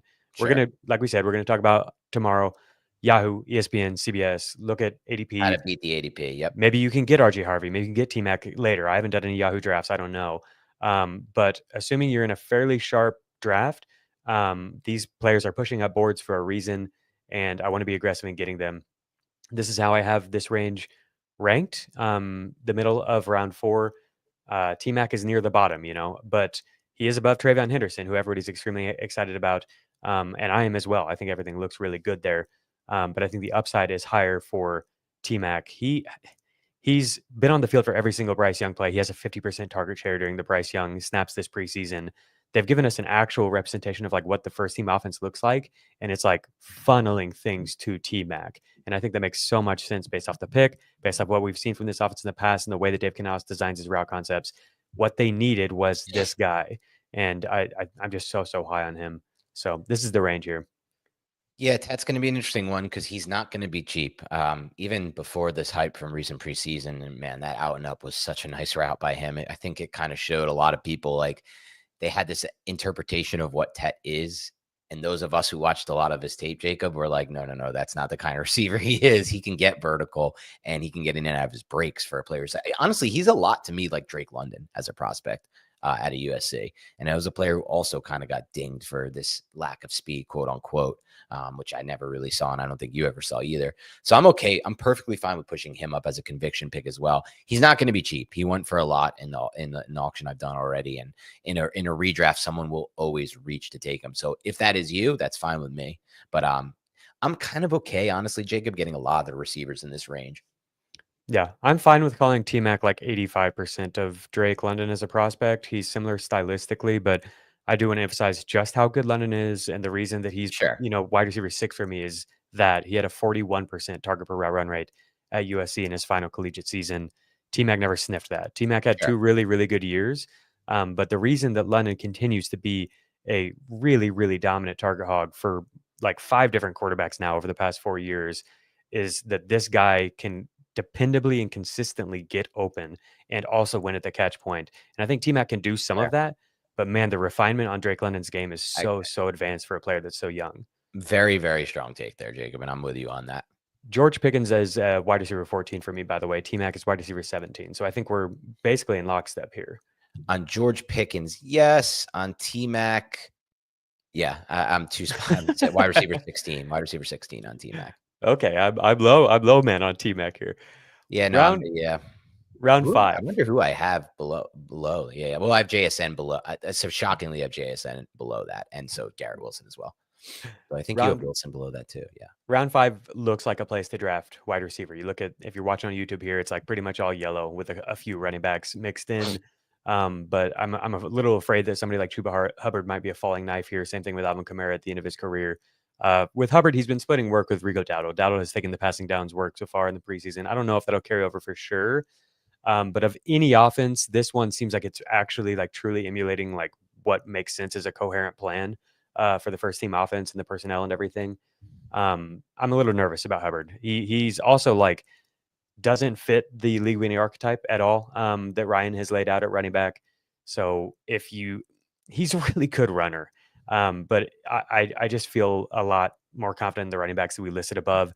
And that is why I think rounds 3 and 4 are great spots to get running backs. Because once you get into this range, I get pretty nervous about any of the running backs in this range. Yeah, I think that's a great point. I think that's why, we've kind of outlined, no matter where you're picking, and this is maybe a good takeaway from this video, no matter where you're picking in your snake draft, there is a range where you want to be taking running backs because of what Jacob just said, and we don't like some of it. If you get into this range, we don't want to take them as frequently. And then B, those receivers that you can get late. Yeah. I really like the receivers in this range.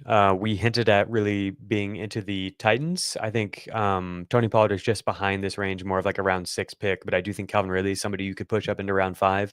Sure. Basically everything that I just laid out with T-Mac is the same for Calvin Ridley. The offense is funneled through him. He's the clear wide receiver 1.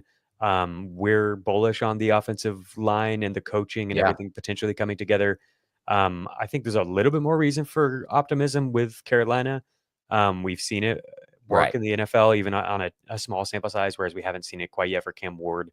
But I do think he's really going to just like lean in heavily on Ridley. If you look at the players in this range, the only other one that I think has the type of target upside that Ridley does is Garrett Wilson. And I think Ridley's going to see more air yards than Wilson does. And I honestly feel better about his quarterback play.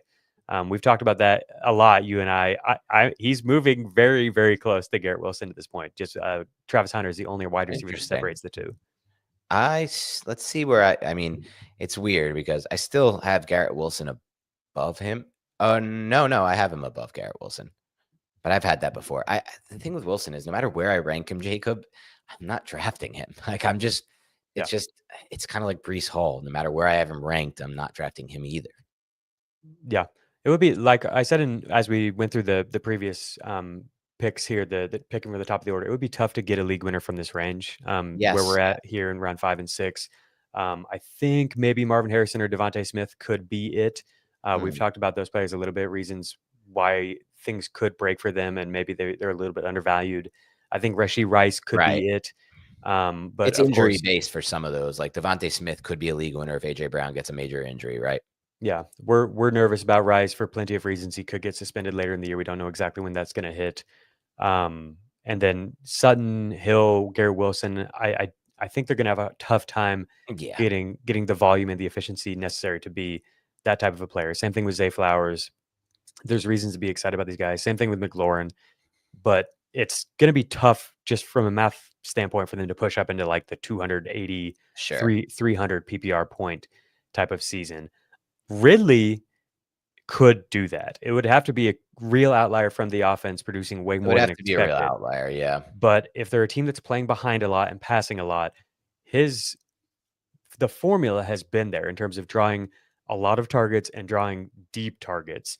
I also like the way they're moving him around and getting him more condensed formation looks and shorter stuff too, to hopefully raise the floor a little bit so you're not so dependent on connecting on deep balls. But if you get both where he is connecting on the deep balls and there's upside and he has, 2 or 3 just reliable targets to kind of boost that floor a little bit, his numbers could pile up quickly. So I'm a little more, Adam Azer, shout out to Adam Azer. It has me a little more sober on Ridley. I'm more drafting him for the floor outcome than the ceiling. And I think the reason is, as Azer outlined, A, he's on the wrong side of 30. B, he's never had an elite fantasy season except for one time. And I think a big issue with Ridley for me, as far as predicting him to be a league winner type in this range, is the touchdowns. I don't think he's going to have a big touchdown count. So even if he has a lot of those targets and yards, it'll kind of go like it's gone in recent seasons, albeit hopefully with better quarterback play than Mason Rudolph and Will Levis. But you never know with rookie quarterbacks, even first overall picks. So it's never a guarantee. The only reason, that I bring up that he could do that, it's very unlikely. I agree with what you're saying. But he has all the things that could add up to big upside, and that's deep targets, lots of red zone targets, lots of end zone targets. He's that type of a player. And so that if it all comes together, if Cam Ward is just like Jaden Daniels was last year or whatever, Sure. It's basically the exact same formula that Terry McLaurin had. It's the McLaurin formula. You're right. Yep. But the target upside is higher. Terry McLaurin has never been a high target guy dating back to college, whereas Ridley has at several points along the way. All right, round 6. We get into a range where it's pretty ambiguous here. Things can go any way. My rankings start to really deviate from ADP here. Oh, yeah. Tony Pollard is like the safest pick, I think, if you need a running back. I don't like going with Aaron Jones or David Montgomery in this range. I think it was Ian Hartitz said that Jordan Mason is basically just a cheaper David Montgomery, and that is basically how I feel about it, and that's reflected in my ranking for both Aaron Jones and Montgomery. We've talked a lot about Odunze and Jamison Williams. Those players make me very nervous.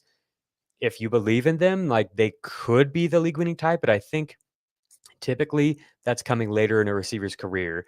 For a receiver to do it in year 2 or 3, they need to give you some really, really compelling data points that neither of these guys have to this point.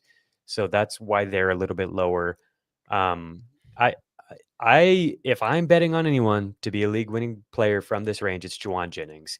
I know this feels super high. Yep. I don't think you need to take him this high. Like when we did our sleeper show, he was picked by expert from each of the shows. All 3 of the shows that we did, an expert selected Juwan Jennings, but that's because he was a round 9 pick in that practice. We're talking about him in round 6 here. I think he's that type of a player. I think he could be that type of a value, but hopefully you don't have to take him in this range. So who the heck are you taking then? Does anybody stand out to you from this round 5, round 6 range? I want to first say, Jacob, I do agree. It's interesting. I want to talk Jennings a little bit because I've soured on him. I didn't draft him and he went cheap in an auction. One thing I do kind of agree, and Matt Harmon brings it up on his podcast, injuries are going to hit your fantasy team one way or another, if you like it or not. But when you draft the already injured players, that's when you put yourself at more risk. And I've noticed this with some of my teams as well. I had McCaffrey last year buying into the Shanahan line, but he was injured. So a player like Jennings, where we don't have a lot of information on his injury and he hasn't practiced in a long time, it does get scary for me. So I think I tend to just not pull the trigger on those players ultimately, as much as I like Jennings. If Jennings was healthy, I'm with you on this. It's just, I don't know if I want to draft an already injured player. Totally fair. Yeah. I don't think you should draft him in this range. I just wanted to bring up that, of the guys in this range, the reason why he's higher in my rankings is because the formula for a league winning season is there.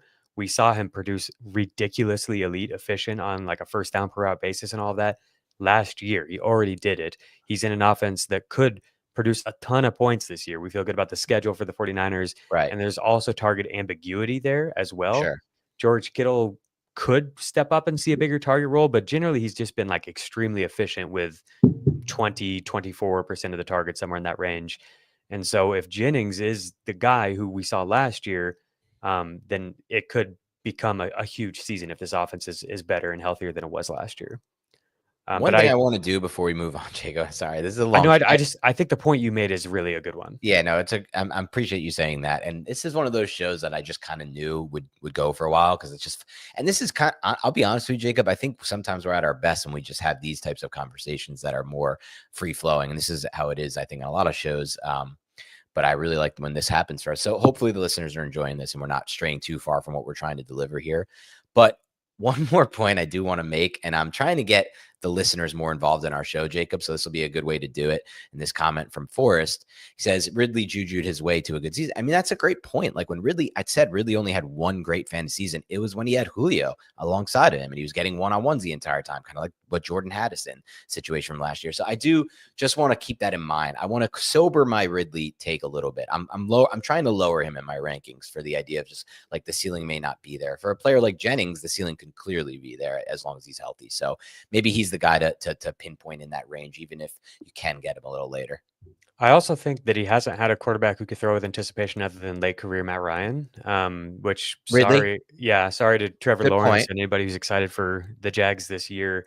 Hopefully, we can coerce that kind of play out of him with Liam Cohen. But I think I'm high on T-Law. I'm yeah, buying in again. So it's so I bad. can't If quit you T-Law. just go like historically and look at where he sits, it's It's horrible. Yeah. so bad. But when we did the quarterback tiers ranking show, he fared a lot better than we expected in his ball placement. Yes and no. Mid-pack. Yeah, he had some really good throws last year. Yeah. I thought he was mid-pack around 14, 15, 16. I think generally speaking, he was like 20th or so, and there were some that he popped up higher. And I also would say that that's a small sample size, so it could swing either way. Sure.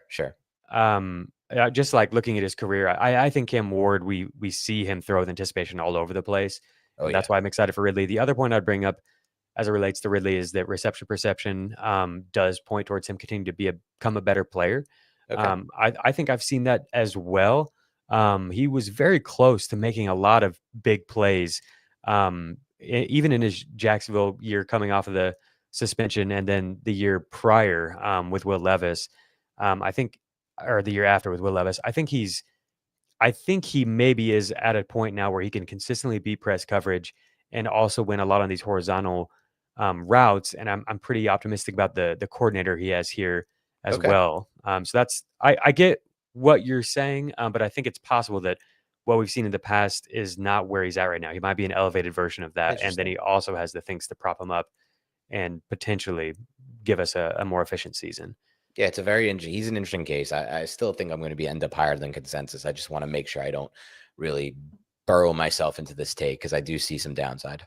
Yeah. And as far as this going along today, this was originally our plan was to do this over 3 separate shows. Yeah. And we decided we wanted to give the good people even more content. Yeah. So we decided to put it all in one show so that we could fit more cool things on tomorrow's show and Thursday's show. So and by the way, John just asked, how do I find the other Beyond the Box Score episodes? If you're watching right now, just click our logo right here, click the sign for Beyond the Box Score, and you'll get to our feed and you'll see a lot of evergreen content. We had a sleepers week where we did 3 separate sleeper shows. So that'll give you a good idea of who the experts like to draft. We brought on experts from different podcasts who the experts like to draft in rounds 9, 10, 11, 12, and beyond.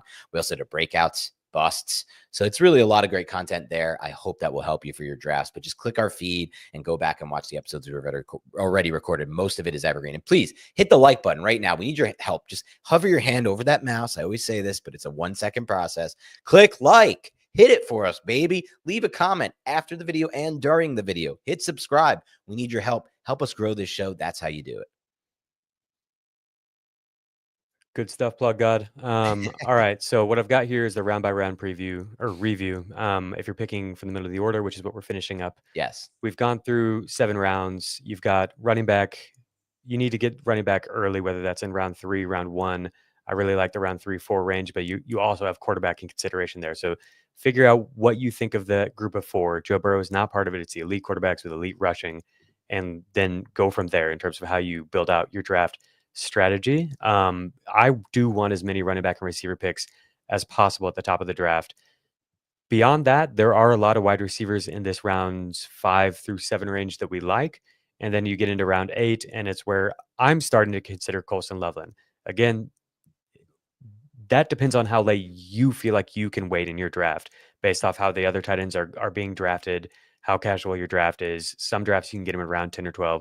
This is the earliest that I want to start considering Loveland is round 8 as you get into this premium sleeper range. For me, that's somebody like Emeka Egbuka who has moved way up boards, or somebody like Baishal Tootin who hasn't quite yet, but I do think deserves to, based off what we've seen in the preseason. Looks so good. Matthew Golden, another guy we've talked about in a lot of these previous podcasts. If you go back and listen to them, you'll hear us talk about Golden a lot. He's looked great this preseason. Jaden Reed's a walking boot, and they're using Golden a lot of the ways that Reed has been used. I think Reed is actually out of the walking boot, by the way. Love to hear that. To hear that. I think there's a lot of upside for him to be this team's wide receiver 1. I was listening to Robert Mays as he went through and talked to each team and watching their training camp practices and everything. And the Packers reporter was just gushing about how good Golden looks. He's not dropping any balls. He's making all the plays, and he looks like clearly the most important player in this passing offense. That makes a lot of sense to me based off of how Matt LaFleur has, orchestrated his offenses and used these horizontally breaking routes and the way that Matthew Golden can win. So premium sleepers, maybe it's not Golden for you. Identify your players and figure out how you're going to fill out the roster based off how the beginning went here. And then in round 11, I think quarterback or tight end starts to enter the discussion again. Yes. We've laid out the guys that we like. It's Drake May unless Brock Purdy's on the board. If Brock Purdy's on the board in this round 10 through 12 range and Drake May's on the board, I'm normally waiting around. And then if Purdy falls around, I take him. And if he doesn't, then I try to take May. And if May doesn't, if they both get picked, that's tough. And maybe you can get McCarthy later. But I think I'm fine playing the waiting game because there are so many quarterbacks in this range that we like and we're comfortable waiting on. So that's pretty much it. Did you have anything else you wanted to add to picking from the middle? It's a tough spot to navigate. Do your best. I think it is the best thing you can do for yourself is like figure out what you think of the round 3 and 4 range, whether that's quarterback or whether there are running backs and receivers there that you really like. If there's one position in particular where you have like 2 or 3 guys that you're really comfortable with at ADP that you think will be there, that's really important to note.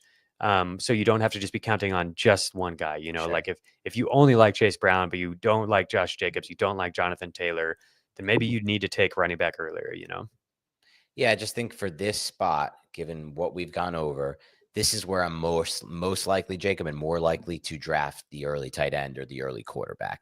Let's say it's McBride in round 2 or Bowers in round 2 in one of these middle spots, or a quarterback in round 3. And just because of what we discussed, like as I get to that third round pick, I may have all my backs off the board and all my receivers already off the board that I like in that range.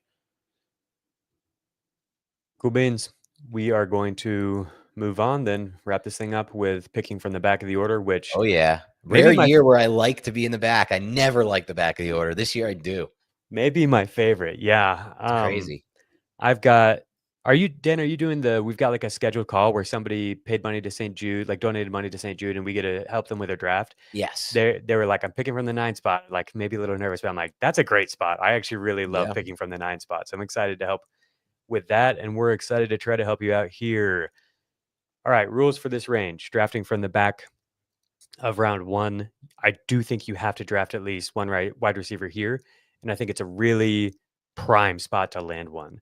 The reason I think you have to, we've talked about this in some of the previous draft ranges, but if you just fast forwarded to now, when you get to the round 3 and 4 range, look at the players in that range. I am real nervous to make one of those guys my wide receiver 1. Right. There's a chance that Jackson Smith and Jigba isn't there, Lad McConkey isn't there, and T. Higgins isn't there. Good. And then it's like, are we going with Devontae Adams or Mike Evans is my wide receiver 1? Like, what are we doing here? Good point. And even Higgins and JSN make me nervous, honestly. McConkey makes me a little bit nervous. McConkey makes me nervous as well. And so, like, I definitely think you have to draft at least one wide receiver with one of these first 2 picks. Honestly, when I do drafts where I pick wide receiver, the back end of round 1, those drafts feel so good.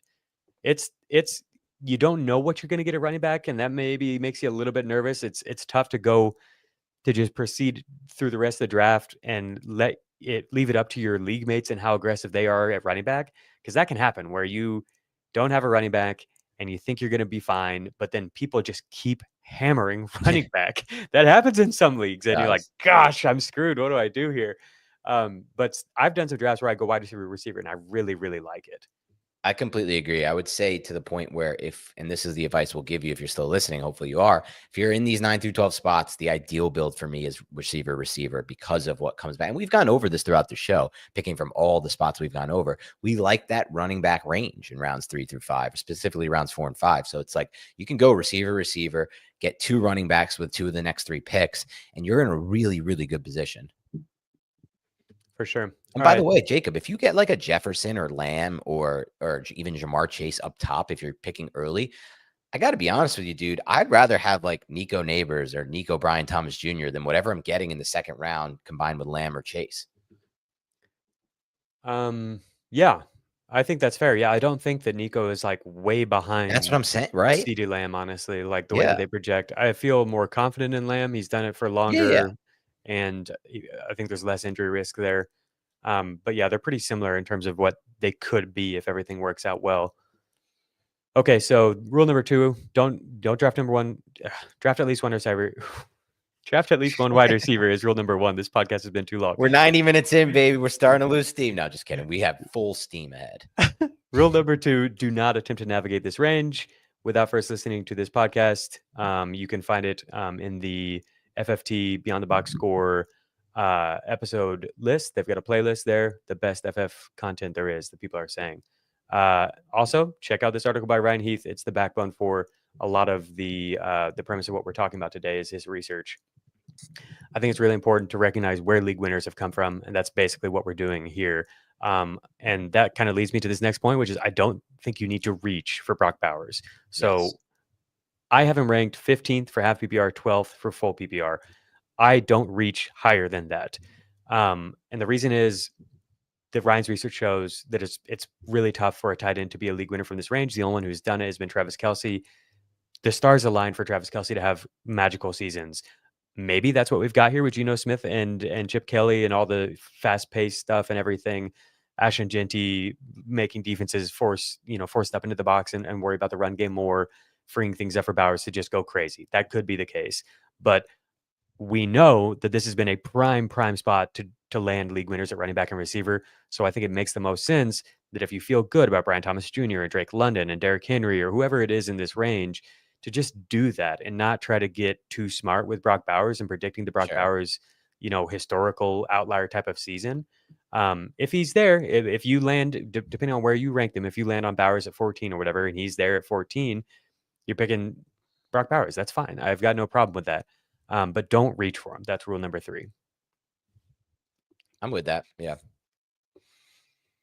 Okay. So we'll move on to the round 3-4 turn. Great spot to put a bet in on a league winning quarterback here. Yes. They at this spot, you're probably going to have your choice. But in some leagues, Lamar and Josh Allen are off the board. So it's up to you if you feel good about Jaden or Jalen Hurts, Jalen Daniels or Jaden Hurts. They profile as the archetype to be a league-winning quarterback here. But if you prefer Jackson Smith-Njigba, T. Higgins, any of these guys, we feel pretty good about being able to hit on league-winning quarterbacks late. And there are some really intriguing talents here. They're a little bit riskier profiles. This is the one aspect of picking from the back order is that I don't necessarily love the players you can get here. Whereas like if you pick first, then you potentially have 3 elite players. I think in the top 24, there are so many guys that I like, whereas this range is a lot riskier. Yeah. In this range, though, you still can get that same type of upside. I think Kenneth Walker, absolutely, if he's healthy, can have a similar season to Josh Jacobs and to Jonathan Taylor and those types of players. If the Chargers offense is better than we're expecting, we're a little bit worried about Rashawn Slater's injury, then Amarian Hampton could have that type of a season. He's been on the field for every Justin Herbert snap this preseason.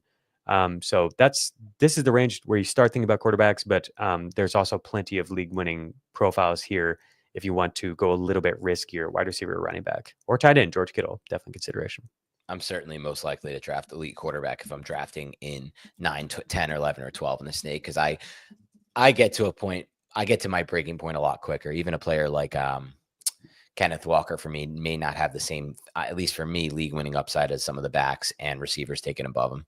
Yeah, I've been moving him down. This is an aggressive spot to take Kenneth Walker, but there are a number of reasons to be excited for that. Let's take a break real quick. We've gone a long ways here. Take a quick break, and then I'll talk through some Kenneth Walker reasoning for people. Get ready. Wait a second. I thought we were going tubing. All 3 Sonic the Hedgehog movies and Knuckles are now streaming on Paramount Plus. And everyone loves it. Every adventure. Just try to keep up. Every face-off. This ends now. And every moment that will have you saying, Where have you been? My entire life! It's showtime! All 3 Sonic the Hedgehog movies and the entire Sonic universe are now streaming on Paramount Plus. You can always count on Sundays, but the Hi. Novocaine? Novocaine! Novocaine is now streaming on Paramount Plus. You're gonna love this. Oh, you're strong! It's wildly entertaining and an absolute blast. I'm in. Novocaine, rated R, now streaming on Paramount Plus. All right. So I've seen a lot of people in the chat ask if there's a link for this article. This is the FFT newsletter that you're looking Yes. at. I'm going to send this out. I'm not quite finished with it. I'm very close. I'm going to send it out after the podcast, and this will hit your inbox. If you don't know what I'm talking about, Google FFT newsletter, Jacob Gibbs, anything like that. There's also a link in my Twitter profile. It's free. It'll hit your inbox several times a week. Well, I'll be the judge of that when it's coming out. I got to get my eyes on it first, give it an ad and get it out there. But we'll be working to get it out today around the 5 o'clock range. Does that sound possible? Yeah, definitely. Okay. All right. Regarding Kenneth Walker, if you have been watching preseason, welcome to the club. Like, I don't know why you're watching Seattle preseason. So there's probably not very many of you, but I have been, and I'm insanely excited about freaking Clint Kubiak, the offensive coordinator for the Seahawks. We saw this guy come on insanely hot last year for the Saints. 44 points, 48 points, something like that. Both of the first 2 games. To be fair, 2 of the worst defenses in the NFL. Sure. Cowboys and Panthers.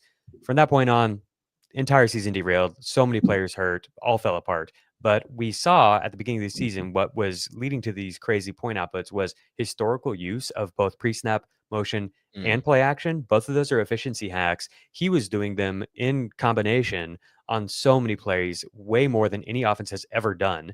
I went and looked, and there was like nothing like this, even over just a small, couple week sample size. So he was trying out something that's truly revolutionary, and it was putting up ridiculous results with an offense that was, led by Derek Carr, had an offensive line that people weren't all that excited about. It overperformed, which I think could have something to do with coaching, and good receivers, but not. It's the Saints offense, but they were putting up 40 points per game. You look at the Seahawks this preseason. They're just moving people, no matter who's been in at running back. Yep. There's so much space and movement created that people are really having a hard time with it.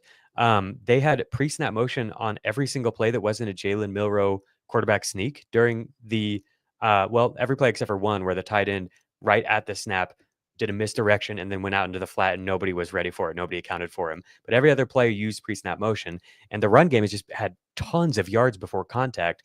And I think it's because defenses aren't ready for it. And the Chiefs, they didn't start Chris Jones, but the Chiefs used half of their starters. And the ones that weren't starters were like guys they just picked in round 2 or 3 this year that they want to get on the field. They're probably rotational pieces. So like it was at least like a 75% look at the Chiefs' real defense. And the Seahawks just marched right down the field on them. And so there are a lot of reasons to be nervous about the Seahawks, but the outside zone scheme fit is perfect for Kenneth Walker. That's what he's at his best at, and that's what Clint Kubiak specializes in. The other thing is Clint Kubiak is really good at getting the ball to his running backs in the screen game. We've seen that in previous stops too, not just with Alvin Kamara. Sure. And so all of that has me very excited about Walker, with the huge grain of salt that the injury risk exists. He's already got a foot thing going on. So he's an extremely risky pick for that reason, and also for the reason that we don't know that the offense will be as good as it looks so far. But there are plenty of reasons to be excited. Yeah, look, I tweeted out earlier this week, Jacob. I watched the tape of that Seahawks game, and I said, this is the team that I'm most nervous about being wrong about, because I've been out on Seahawks all draft season, and they looked phenomenal running that outside zone scheme. You said it best. It almost looked like there was no way to stop it, which is crazy to think about. With that said, the Saints weren't that kind of run team last year once we got going at really any point with the same coordinator. Now the talent's different, right? Kamara was crushing at the beginning of the year. Okay, so then what happened there? Is it just injury to Kamara? Yeah, I mean, there was a lot of things that happened. Like when you don't have to worry about the deep passing threat at all, I think that affects things in a big way. I don't really know how they have to worry about the deep passing threat now, though, with this team as it currently stands. You need to watch Sam Darnold, man. He was ripping it last year. I know you have. I don't mean to disrespect, but like his deep passing was so good last year. In a completely different situation, though, with Jefferson and Addison. So what I meant more by that was not Darnold. What I meant more by that is JSN not taking defenses over the top, no loss of Metcalf, more on that along those lines. I do like, I want to be honest though. I do feel like I could be very wrong about this and really regret my takes on the Seahawks offense for fantasy because of what we've seen in the preseason, because of Clint Kubiak's history. Because like you said, Darnold was good at times last year, really good. And am I just going to sit here and say it's all Kevin O'Connell, Justin Jefferson, and Addison? That's not fair, probably, to Darnold. So I really do want to consider having a different take. As far as Walker goes, though, I just know myself. I probably won't draft him despite all the upside. I mean, we want to talk about league winning picks, Jacob. Looking at this board right now, as you roll through it, with the exception of the elite quarterbacks, this is by far and away the easiest play for a league winning pick, Kenneth Walker. And we've talked about we're drafting to win leagues. So I get the idea of taking Kenneth Walker. Oh, one more thing on this that could lead to a league winning season. Seahawks have an insanely easy schedule for fantasy too. Top 5. The entire NFC West does, for what it's worth. So, there's reasons to like him. There's reasons not, right? The reasons not would just be what we went over already this offseason. Then finally, like, you're drafting an already injured player. Yeah, but you could truly get like a top 5 running back in round 3. I think he's a special player. He's first in avoided tackle rate over the past few seasons. Very special when healthy. Yards after contact. He's really, really good. Plus the stuff that we talked about from the team level that could be good. All right, let's keep it moving here. So we're looking at the round 3-4 turn, and you'll see like George Pickens pops up at the bottom of my list here. We've talked about him already for a number of different reasons that we're excited about George Pickens. This would be an extremely aggressive pick in this range, but you have to consider if you're on your way out at the end of the 4 turn, say you have pick 9, and so you're pick what would that be, like 41 or something like that. Yes. You might not get him at the 5-6 turn, and so like I've got him ranked 34th. I think that's a totally valid spot to take him, is 40 or 41. If you think that he is a better league winning pick for you than Mike Evans or Devontae Adams or whoever, and you need a receiver, I say you can do it. I really think that's okay, because you might not get him at the 5-6 turn. You might not get T-Mac at the 5-6 turn. You might not get RJ Harvey at the 5-6 turn. If you're in a sharp draft room, you don't know how it's going to go. So I don't think you want to reach for those guys, but I do just want to bring that up, that like, these are some of our favorite players. And if they're some of your favorite players, if you're picking from the 9 through 12 spot, there's a chance you might just be in an awkward range where you aren't able to ever even have a chance of drafting them unless you reach for them. So if you don't like the other players in this range, your league mates might look at you funny or whatever, but I think it could make sense. It is aggressive, though. Look, a 30,000-foot view fantasy strategy take I do want to put out there into ether for those still listening is the reason I typically don't like the draft at the ends of snake drafts, 1, 2, 12, 11, is because of this exact thing. You go 20 picks plus without getting a pick. So I think what Jacob just said, if you have conviction players like the ones that we mentioned, or if you have your own conviction players, take them. Go ahead and take them ahead of ADP, because it's not coming back to you. So it's you either get them there or you don't get them at all. And yeah, they'll be described maybe by your league mates or whoever as a reach, quote unquote, but they're not a reach if your conviction is correct and they break out. And a lot of ADP turns out to be wrong when we look back at the end of season. Yeah, for sure. Okay, so what will be there at the 5-6 turn? That is the question. Potentially RJ Harvey if you get lucky, Trayvon Henderson if you get really lucky, but I don't think that's happening anymore. You don't know how casual your draft is going to be. Shocked. I think you're right. So more likely we're kind of back into this range where it's like guys who we don't feel great about as league winners, but maybe can be roster stabilizers, and if everything goes the right way, then they can break towards big upside. Again, Rashee Rice enters conversation. I think the 5-6 turn is a totally valid place to take a shot on Rashee Rice. If he'll be there now too. I mean, look, this guy's going to fall and fall and fall. If you're in a league where, again, you're drafting online and he has that little tag next to him that gives that whole open-ended, like, we don't know about Rice, like he may miss the fantasy playoffs, like you'll get him this late. Yeah. I don't know if I'm willing to pull the trigger though myself, Jacob. Oh, I will for sure. I know you will. Travis Hunter's a great pick in this spot. I think it's basically just upside in this spot. And then as we move forward into the round 7 and 8 range, you're starting to get to just like sleeper territory, Yes. And again, like you can probably wait on some of these guys, but I do just want to bring to your awareness that like some of my favorite players relative to consensus are guys that you could start to consider in this range. So that's Colston Loveland, that's Byshell Tootin, that's players like that. You can see here I've got on the screen, these are my favorite values relative to consensus. And so like Jaylen Warren is somebody you could consider in this range. It would be just a little bit ahead of consensus, but I think is a good pick in the 7-8 turn. Even Josh Downs, if we're gonna get a lot of Daniel Jones this year, that's probably gonna be a lot of short targets for Josh Downs, Emeka Egbuka, Matthew Golden. Like this is an aggressive spot to take those players, but if you feel convicted about those players, you might not get them at the next turn, so you might have to be aggressive.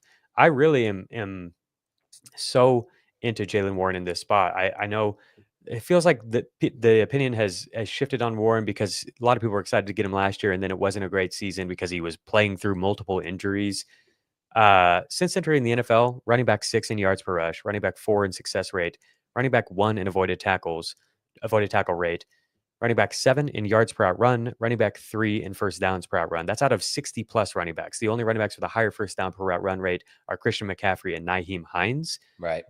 It's really impressive stuff that he's done. He's a good pass protector as well. All that this guy has done is like come in and immediately usurp work from a round 1 running back that the team just the season prior had built an offense around. Najee Harris had 300 plus touches the year before that. And then a UDFA comes in and takes touches from him. And then the next year, he takes even more touches from them. He has over 1,000 scrimmage yards as a second-year player. There was a UDFA. And then last year, his snap rate continued to climb higher and higher, but then he got hurt, and it was not as good of a year from an efficiency standpoint, but he was still, while playing hurt, an above-average efficiency running back. Right. And so now we're heading into year 4 with around 3 rookie running back behind him. That maybe has some holes in his game, So like, yeah, I'm totally content betting on him late in drafts as somebody who could potentially step in and be like an RB2 for you. One note on that, Jacob, from my end, you've done an excellent job kind of making the boom case for Jaylen Warren. And I'll be honest, you've changed my mind a lot on that entire situation. He's so good. My one concern is, me with fantasy, I like to avoid the offenses I think are going to be really, really bad. Yeah. I'm concerned to some extent the Steelers offense could be really, really bad. And even to some extent worse than it was last year, just based on the vibes I'm getting out of camp there. Their O-line seems a little more uncertain even than last year. Some injuries there, some guys moving positions around on the O-line. And then Rodgers, man, like if he can't move, it's going to limit that offense so much, especially because we think about like what Arthur Smith did. Like, yes, I agree. Russell Wilson is not the mover he was, earlier in his career. Justin Fields obviously is, but so much of that offense was boot action. So much of the offense was getting the quarterback on the move and redefining the landmark from where he's throwing from to create these big shot plays off of play action. Like, can Rodgers still do that? Like, I just don't. I'm not sold yet. Yeah, no, that's totally fair, and that is probably what puts a cap on Warren's upside. Ultimately, is like touchdowns. I think it'd be hard. It'd be hard for him to get more than like 5 touchdowns this season. Right. So that's tough. I think he's a good pick where he goes. Yeah. I think it's similar to Small win. I think it's similar to Tony Pollard. I think it could be. Wow. I think it could be a big win if he ends up like relegating his RB2 to just backup role. Yeah, if Caleb sucks the way he sucked this preseason, if Warren plays like 70% of the snaps or something, he's been such an effective player on a per opportunity basis that I think he could still be like a top 15 running back, and that would be pretty big at this point in the draft. I totally agree with you, Jacob, but I also at the same time could never make a bet that any Arthur Smith back is going to make, especially that kind of back, is going to have 70%. Like, I'm still thinking Kenneth Gainwell is going to have a role. It could be. Yeah, no, that's a good point to bring up. I don't want to reach for Warren necessarily. Yeah. But I also look at this range and I don't know. I know there's not much. It gets dry fast. Yeah, nothing looks that good to me if you're like looking for a league winner, except for like the guys that feel like extreme reaches. Yeah. Which, by the way, I'm totally fine reaching on Egbuka or Golden.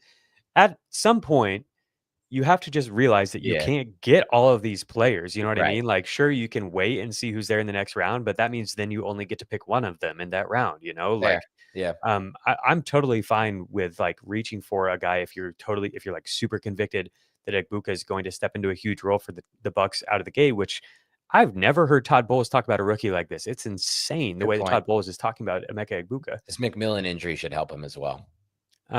Super excited for Golden. Like if super excited for Josh Downs with Daniel Jones, that he could just come out like super hot out the gate, and then every fantasy analyst is going to be talking about how awesome he is because that's what we love to do. And all of a sudden you've got top 15 perceived value fantasy receiver on your team. You know what I mean? Like, Sure. if you want to reach on players like that, there's probably more upside there than there is with Warren. Warren is like, if you need a running back, I feel better about him than the other guys in this range. Yeah, I'm with that. What do you think about Tracy?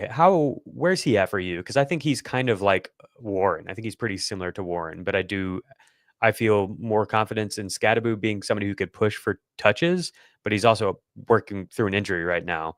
Well, that's a big thing. So yeah, for sure. So here's the thing with Tracy. I don't want to overinflate him from the start because I think this Giants offense is probably going to be bad again. So that's just the key. Whereas the touchdown upside, Tracy also lost a lot of red zone work toward the end of the season due to fumbling. I'm not sold he's going to be in the red zone. Singletary had a touchdown with the first team offense this past week. That could be one of the most annoying things for fantasy. Singletary could easily get a lot of the red zone work because he's pretty efficient down there. He's a small back who runs with good low pad level. Though ultimately, I think that will be Scadaboo. The key reason why I'm souring a bit on Tracy now, even though I love the talent, Jacob, is the situation that we went over. And then the fact that Scadaboo returned to practice today, which was a big, big development. I was worried Scadaboo was going to be a pup-less guy because he had been missing so much time. And, with those soft tissue injuries, when you don't get any information from the coach and Dable gives nothing, it's like, well, what is this? Is this like another OBJ rookie season where he ends up not playing until week 4 or 5? Back at practice already, that's a huge, huge sign that he could be ready for week 1. So I think because of that, there's too much ambiguity in that backfield. And we're talking about a team that's not going to score a lot of touchdowns. It's not a great investment based on that. Yeah, I didn't caught the practice report. That's huge. So you got him behind Warren then pretty clearly, behind Travis Etienne, Bigsby. Let me take a look. I know you're high on Bigsby. I was higher on Bigsby. Bigsby's falling in my rankings. This could be I just don't like the vibes I'm getting about that whole running back situation. Tracy, right in that range, right? Like I have him one spot ahead of Warren for now, and right one spot ahead of Bigsby, but it's in a tier. So it's kind of just like you feel it out there. I don't really want to draft any of those backs really in that tier though.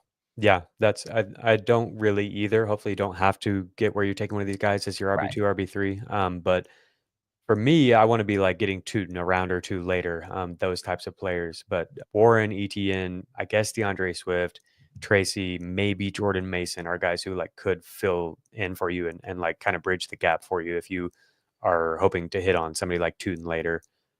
Yeah, it just depends on how things go for you with your first like 7 rounds. Okay, so that's round 8 and 9. I think you can consider taking Colston Loveland there.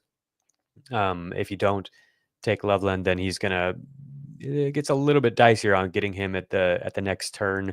But again, I think we should just call this the how to get Colston Loveland on your team show. That's every podcast we do. Definitely. I do think that it's so like more than any player at any position, you can just kind of keep an eye on the tight end position, how it's falling. Like how aggressive are people being in going after somebody like Sam Laporta? And then where does Tyler Warren go? Right. I think TJ Hawkinson's almost always going to get picked ahead of Colston Loveland. It's pretty rare that he's going to get picked ahead of those guys. Oh my God.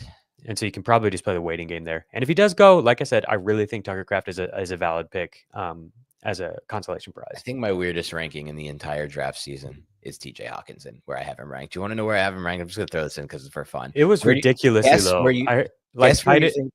Tight end 14. It was shockingly low when you said it the other day. Oh, you did. Oh, I did say the other day. Tight end 14 for me, TJ Hawkinson. I would draft Zach Ertz over him, who I think is going to get a lot of targets there and still be a useful player. I would draft Njoku over him now that Flacco's the quarterback, and only because of that. Definitely drafting Ferguson over him, and I would draft Ingram over him. Honestly, I want to move him to 15 behind Tucker Kraft. I kind of want to move him down one more spot. What am I getting at? What is the point of Hawkinson? I guess with the Addison suspension, I can get more on board with it. But like, dude, this offense is going to be so much more run heavy than it ever was with McCarthy. And he's just not good. TJ Hawkinson, like he's not a good fantasy player. He doesn't have explosive after the catch skills. He doesn't really operate in the red zone as he should. Like, why am I buying him besides name brand?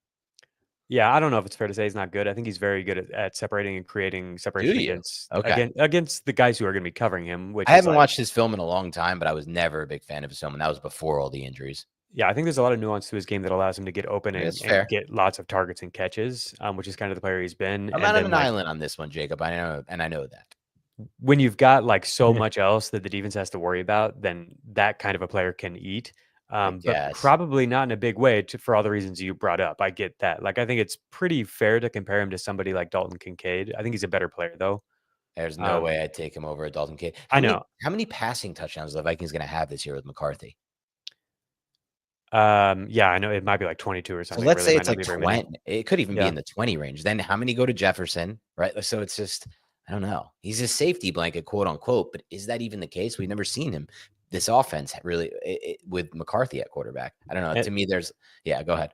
To your point, that type of a player is not very valuable. That type of a tight end, like in terms of moving the needle for you, creating wins and winning a league, that's not very valuable. That's why Ryan's research has shown like no tight ends really from that range being league winners. So I don't think there's anything wrong with what you're saying. I think it's a bit extreme to like start to disparage him as a player and stuff like that a little bit, not in an aggressive way, but like at the same point, I think I'm sorry, TJ Hawkinson. to contextualize what you're saying, I think like the profile for how he gets his points is similar to something like Brenton Strange or Dalton Kincaid or something like that, which we're not all. And I'd be fine if I could get Hawkinson in that draft range, but I have to burn an early pick on him when there's still receivers and running backs that I like. Yeah. While we're already off the beaten path here, what do you think about Tyler Warren? Is he pushing up with Anthony Richardson not starting? I think I'm too low on him. Yeah, I've always been higher on him than you are. I have him right next to Colston Loveland. But Jones, I guess, should help him. I don't even know if I fully believe that, but I guess Jones should help him. The Jones thing is really crazy to me. I can't believe he started. It just shows how far behind Richardson it truly is. But at some point, Jacob, like as much as I love Josh Downs as a player, I've had to drop him in my rankings, even with Jones starting, because there's no way both Downs and Warren will be worth their ADP, in my opinion. One of those two is going to hit. The other is going to be a bust.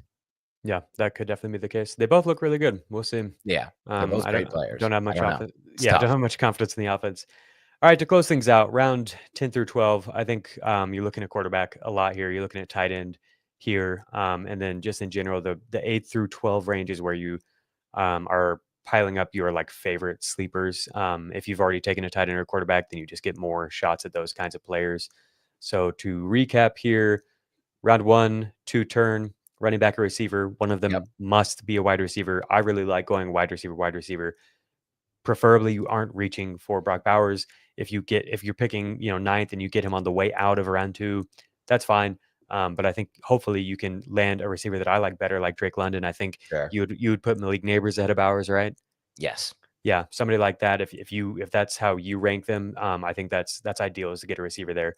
Round 3, quarterback comes into consideration. George Kittle is also viable in round 3, but at the same time, there's lots of running backs to like. You might get lucky and have a Ladd McConkey or something like that fall to you if you like a receiver like him or JSN or T. Higgins. Maybe they fall to you back in round 3.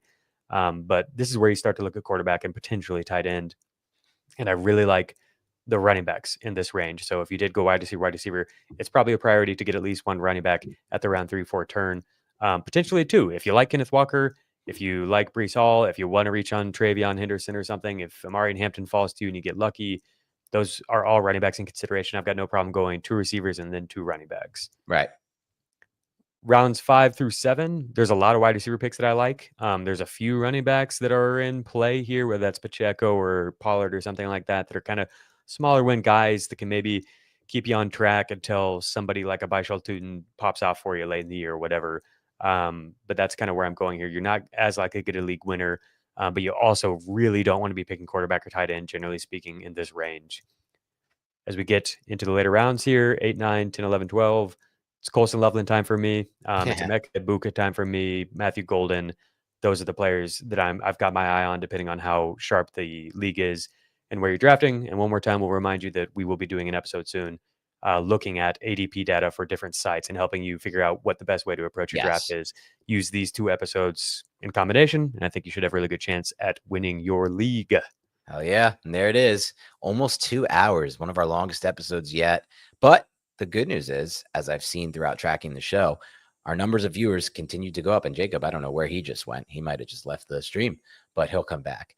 If he doesn't, we can probably end it there anyway. Thank you so much for tuning in to Beyond the Box Score for this long show. We really appreciate it. Really appreciate seeing the numbers grow throughout the show. But this is a new show, and we need your help to get it off the ground. There's a few things that I haven't asked that I want to ask now at the listeners. I've asked you to hit the like button. I've asked you to leave a comment. I need more importantly than that, or we need more importantly than that, you to go to your Apple or your Spotify page, whatever you use for your podcast, and find the Beyond the Box Score feed. It's different than the Fantasy Football Today feed. It's its own feed. We only have about 183 reviews there. I need that number to hit 500 or 1,000 by the start of the season, or at least by the end of the season. So please go to your Spotify, go to your iTunes, leave us a rating and review. And here's what we'll do to get more ratings and reviews. Start to leave a question for us about your team, about a trade, whatever it may be, or about whatever you want in that review and that 5-star review on Spotify or iTunes, and we will answer that question on the next couple shows. So please do us a favor, get us up that algorithm, get us in front of more eyeballs. Other than that, have a great rest of your day. We'll speak to you tomorrow with another episode.